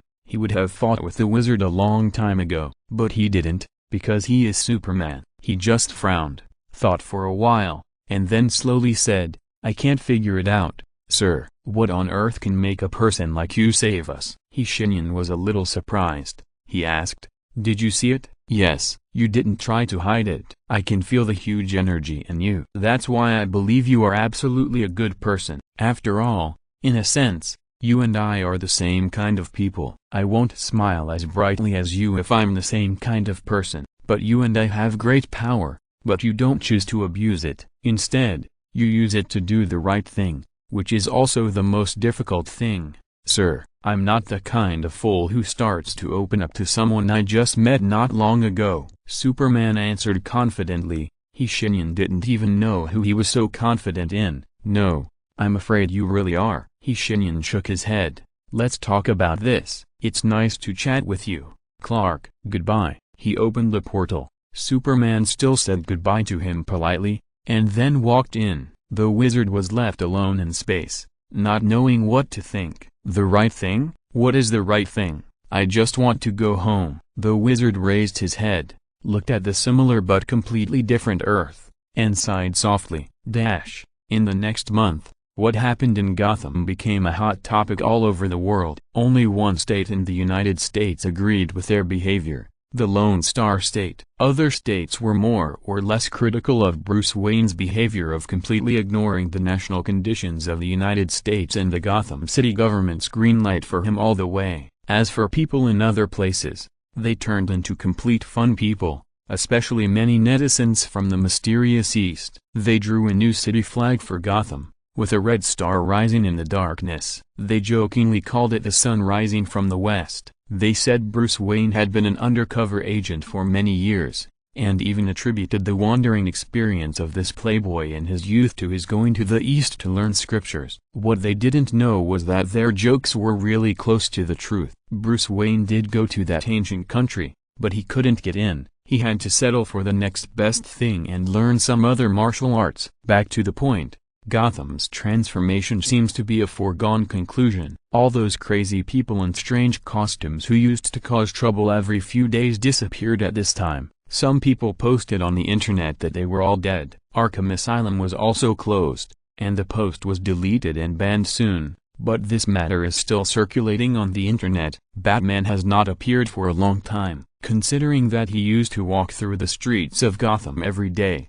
it is hard not to suspect that he is dead or feels that he has retired. Most people tend to think the latter. The initiative initiated by Bruce Wayne was passed. Gotham City really added dozens of new laws against crime, involving all aspects, especially drugs. During that time, Gotham people showed the world what the efficiency of the music industry is. How fast did they catch drug dealers? They arrested 4,700 people in a week. The cells in the police station were overcrowded. They would sentence them to death or imprisonment according to the law. Considering the amount of drugs they sold, basically all of them were sentenced to death. This is still the number of people they caught. Many more were shot dead by GCPD officers in street gun battles. They used new equipment from Wayne Enterprises, which not only greatly reduced casualties and greatly increased salaries, but also allowed the world to see the combat effectiveness of the Gotham Police Department after they no longer had to deal with those damn super criminals. Just kidding. If you can be a policeman in this place without two brushes, wouldn't it be a death wish? Some people joked that they were actually all retired elite agents from various countries. As the director, Gordon said more than once that this was a rumor, but their combat effectiveness was indeed too strong. This is not the end. As a stubborn disease in Gotham, the gangs fled in panic under the joint attack of the government and Wayne Enterprises, and the Falcone family, as a banner of the gangs, was completely destroyed. The head of the family, Black Mask Falcone himself, was captured by Gordon himself. On the day he was captured, the newspapers were full of news about him. Many people were actually pessimistic about this at first. After all, it was not the first time he went in, but he could come out every time. But in the second hour after he went in, the lawyer who went to bail him out was told something. That was a law passed by the Gotham City government half an hour ago. Prisoners with multiple criminal records are not allowed to be released on bail. In this way, he was sentenced to death in prison. It is said that every night he was so angry that he hit the wall with a mask made of his father's coffin, and cursed Batman as a villain. No one knows whether Batman heard this, but Bruce Wayne heard it, and laughed happily in front of the reporters. Today's 5 updates are a bit late, because I went to bed early last night to avoid Valentine's Day. As a result, I woke up at 3 o'clock,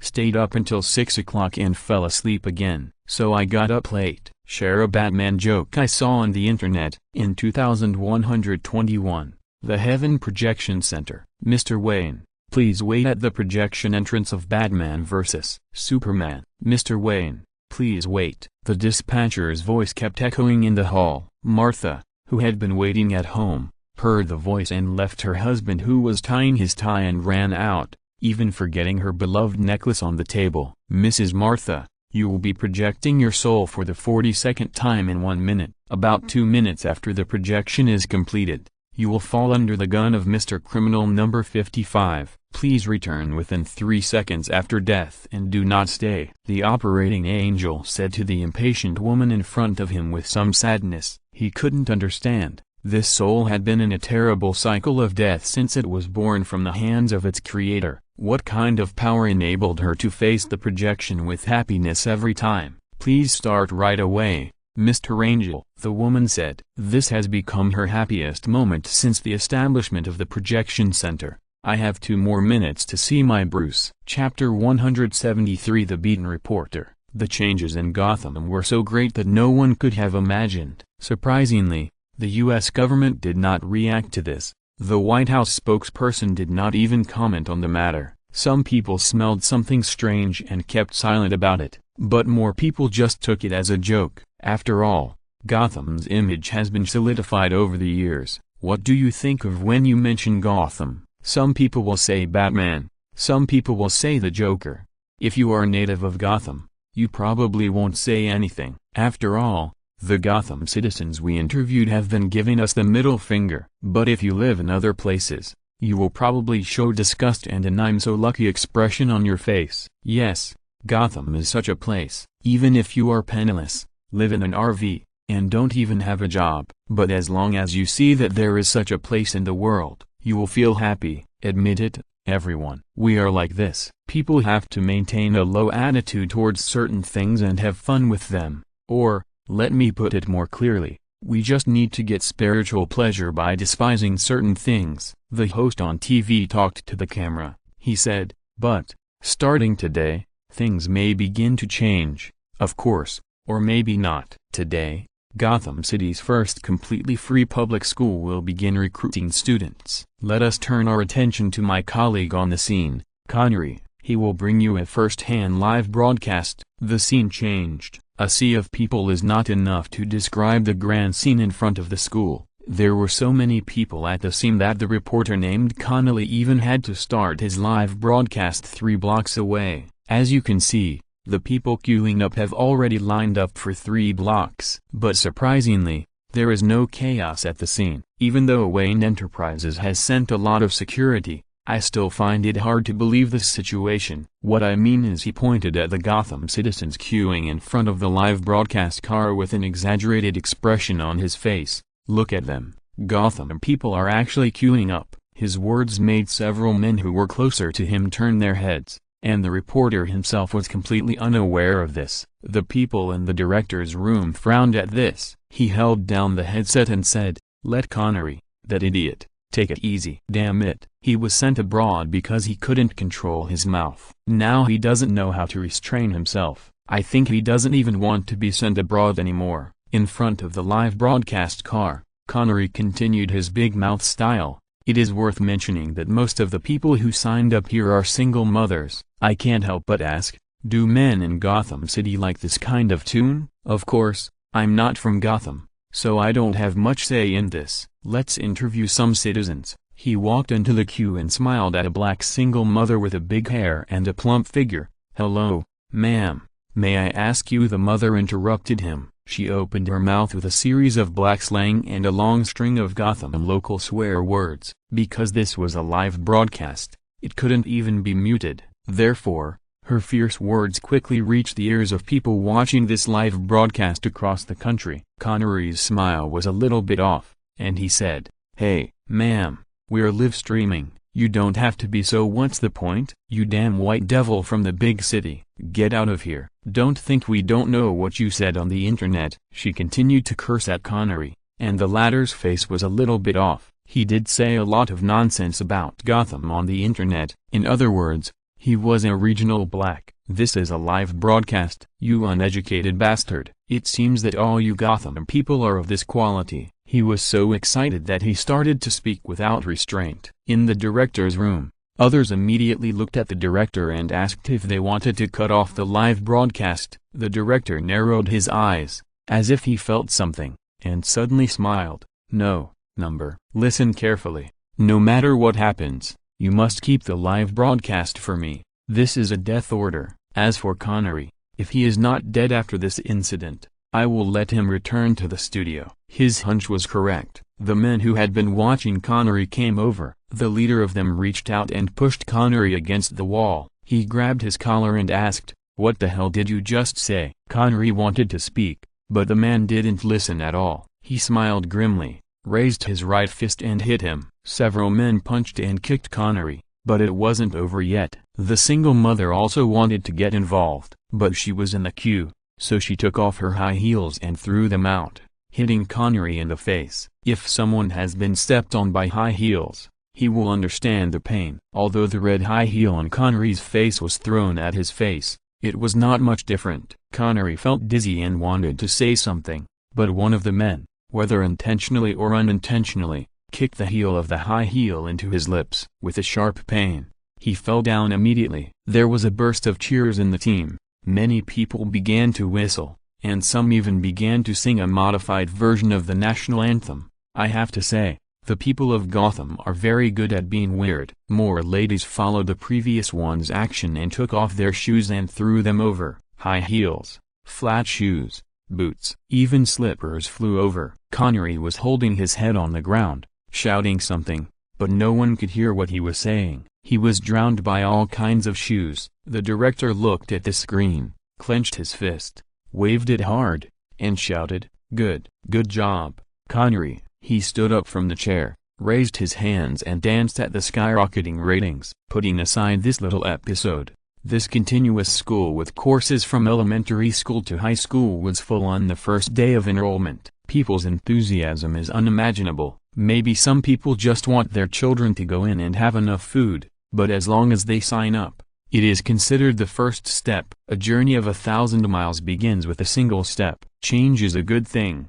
Gotham has been a dead end for too many years. Now, Bruce Wayne dares to use himself as a bomb to blow up this dead end. Whether he succeeds or not, Gotham will remember him. What's more, he will definitely succeed. Chapter 174 Abnormal Magic. When worldly things can't help you, turn to magic. This sentence is very famous in the world of mages, and people have been arguing for hundreds of years about who said it. But Shenyan doesn't care who said it, just like he doesn't care who wrote the ancient books he read. As long as it works, it's fine. He is now in a pyramid in Egypt. The rotten and smelly air can't enter his lungs. The mage's body is full of white light. He walks casually in the pyramid with his hands behind his back. After Gotham gradually gets on the right track, he can free up his hands to do what he wants. For example, to examine the strength of magic in this world. Frankly speaking, the result makes him a little disappointed. Spell users,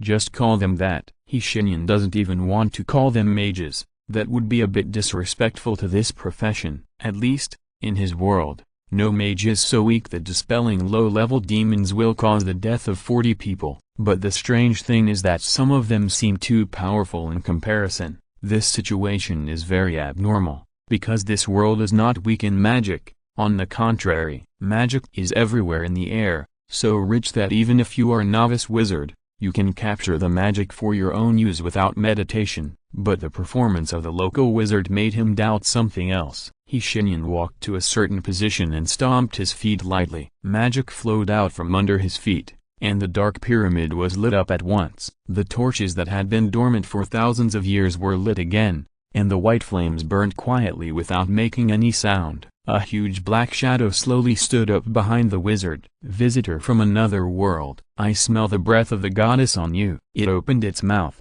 and the jackal's head uttered human words. "Are you referring to Sini?" the wizard said lightly with his back to him. This made the jackal-headed god growl in anger. It bared its teeth and said, "How dare you call the goddess by her name?" The wizard turned his head and looked at it, and decided not to destroy the image of Sini in its mind. "Your goddess asked me to come here. She asked me to save you." The wizard said so. He stretched out his right hand, opened it, and a white flower lay on his palm. The jackal-headed god stared at the flower closely. It slowly approached, sniffed it gently, and then immediately knelt down. Even when it knelt, its huge body was still much taller than the standing wizard. It lowered its head and tears actually flowed from its eyes. "The goddess has not given up on us. She has not given up on the pious Anubis." Shenyan looked at it helplessly, and did not interrupt it from crying like a child. After a moment, he said, "It seems that you respect Sini very much." Anubis still lowered his head, and did not stand up even when the wizard put away the flower. Its attitude became very respectful. "Yes, sir, the goddess is the mother of all of us. Although I am very interested in this part of history, now does not seem to be the time to ask you these things. I will speak directly. Anubis, do you have any clues about the chaotic spells and the source of magic in your world?" Anubis pondered for a while, and its voice sounded very much like an old man, or a wise man. "Sir, I dare not say that I am completely right, but it is related to the departure of the goddess." It began to narrate slowly. "The world was born naturally, but the goddess was not. She began to grow up with the world when she was still a child. After she came of age, life began to appear in the world. She cares for us with absolute tenderness, allowing us to grow up safely. She is the mother of all things and the source of all things." After Shenyan listened patiently, he could basically draw a conclusion after putting aside Anubis's praise of Sini.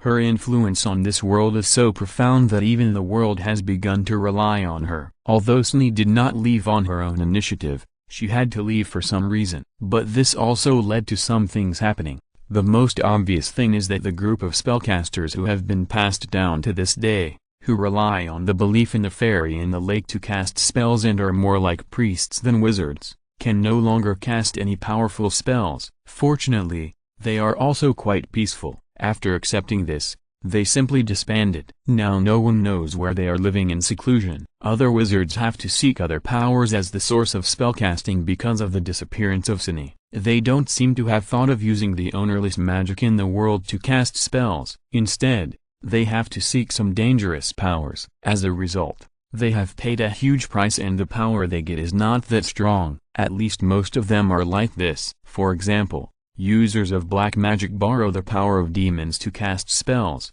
and they have to pay a price every time they cast a spell. And there is also order that borrows order to cast spells. Damn it, after observing this form carefully, the wizard completely lost interest in it. Just like its name, order magic is a rule that must be used in a special form. It is extremely complicated, and their series of spellcasting prerequisites, chanting, spells, magic tools, spells, rituals. It was so complicated that it was unimaginable. The wizard who was performing exorcism he met used his life to hold the demon for more than half an hour for an exorcism array, just to draw an exorcism array on the ground with his own blood. If it were a wizard from Shenyan's world, they might just go up and beat the bastard with a magic staff. Some people might be even more outrageous. At least the wizard himself knew that there were many low-level wizards who were very keen on combining magic with hot weapons. Most of them had modified high-powered hot weapons, such as a rocket launcher with a fixed amplification array and fireball spell, which could be supplemented with a fireball spell after firing a rocket launcher. Which one is not more direct than these systems that require a lot of things to be prepared before casting a spell? Although their more special individuals seem to be able to bypass such complicated rules and regulations, the wizard fell into his own thinking, and obviously did not realize that there was a dog-headed god kneeling in front of him. But instead of reminding him, Anubis even quietly adjusted his posture to make himself look more respectful. Chapter 175 Kratos. After bidding farewell to Anubis, he left Egypt. The jackal-headed man was very reluctant to see him go, but the wizard had already obtained all the information he needed. He was not one of those people who liked strange things, so he did not have any special impression of Anubis, who had a dog's head and a human body, so he left directly. His next stop was Northern Europe, to be exact, Norway. He landed in a forest. In front of him was a small wooden house, and a shirtless man was chopping trees. He had pale skin and a big beard. He was very strong, but there were some blood-red lines on his body, which looked weird and ominous. The man turned his back to him, and his deep voice was filled with undisguised malice. "Leave, mage." Shenyan raised his eyebrows. "You are very angry, my friend. But I am not here to cause you trouble." An axe flew towards him, and the man's roar resounded through the forest. "I said, leave." Facing the axe that began to shine with an icy blue light on the way to him, the mage did not dodge at all. He just stood there, but with just a glance, the axe was nailed to the spot. "Listen, friend, I really don't have any ill will towards you." The man had entered the mode of not listening to others. He simply jumped up, and the ground under his feet cracked inch by inch. He rushed towards the mage amid the flying gravel. "Alas," Shenyan sighed, and stretched out his right hand again, revealing a white flower. The man who rushed towards him had his pupils shrank sharply in midair, and stopped himself in the air in a way that violated the laws of physics. After landing, he slowly walked in, glanced at the mage warily, and then gently touched the flower. The pure white fluorescence emanated again. The man's lips trembled a few times, and he knelt on one knee and lowered his head. "Why do you kneel down every time you see this flower? Does she have this hobby?" Shenyan was puzzled by this. He used his mental tentacles to help the man up and asked, "What's your name, friend?" "Kratos." The man answered dully. He simply said 3 words and then kept silent. "You're a bit taciturn, right?" "Forget it. I came here just to ask you one thing. Tell me everything you know. Where are all the gods? I mean, except for Sini, like the ones in mythology?" "Dead," he answered concisely. Do you mind telling me more details? After a long silence, Kratos said, I killed the gods of Olympus and the Nordic gods myself. Most of the gods of Egypt fell into a deep sleep, and they just wanted to wait for the return of the goddess. As for the others, I don't know. Shenyan glanced at him. The red tattoo on the man's body lit up for a moment when he said the word Olympus. The scarlet light was like substance, and the wails and screams of the dead souls resounded through the forest. But Kratos's reaction was just to pat his shoulder. He seemed to have gotten used to it. The wizard said, okay, I'll just say it directly. Your goddess Suni can't come back for some reason. She made a deal with me and asked me to save you,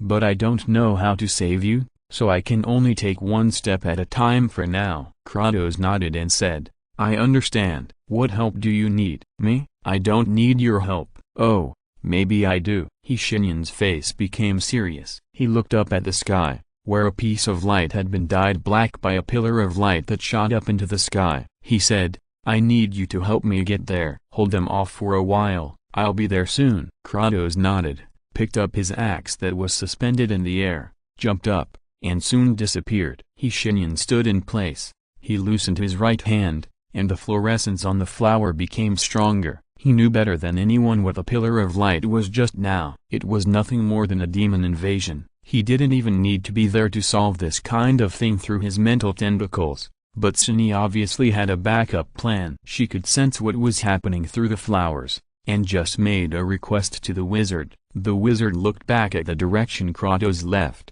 opened the portal, and arrived at the scene. The chaotic scene did not exceed his expectations. Demons are naturally chaotic and disorderly creatures. They just like killing and blood, or anything related to it. This small village has been set on fire by hellfire, but fortunately there are no casualties. The wizard's mental tentacles transferred all the civilians present the moment he sensed the invasion. Therefore, only the buildings were destroyed, and the demons were obviously very unhappy about this until another person who was even more unhappy arrived. Kratos looked at Shenyan in surprise, and was a little surprised that he had set out later but arrived earlier than him. But after he landed, he said nothing, just raised his axe and started killing. No demon could survive a single move in his hand. The man simply raised his axe and swung it, not even bothering to avoid their attacks. Whether it was sharp claws or weapons burning with fire, or those chaotic energy rays,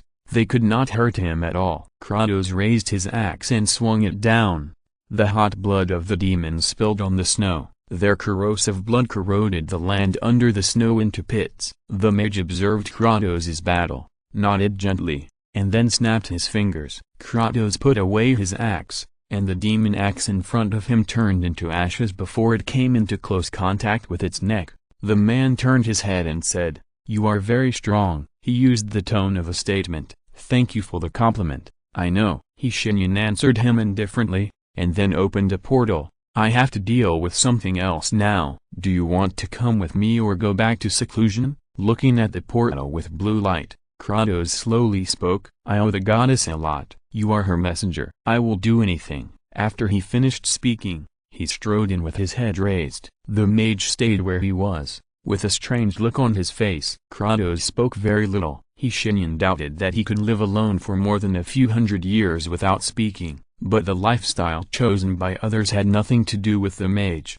He just repaired the space cracks after the demons invaded here, and then repaired the destroyed houses and the ground, and sent the civilians back. They sat in their homes and continued what they had just done. They knew nothing about the demons, and they didn't even know that they had just been teleported away. Ordinary is a kind of happiness, so don't let something break their happiness. End of this chapter. Thank you very much for reaching the end. Don't forget to like. Looking for more exclusive content and immediate access? Subscribe to our Patreon. Remember, every like, subscription, or donation encourages us to continue. Thanks to everyone. See you in the next video.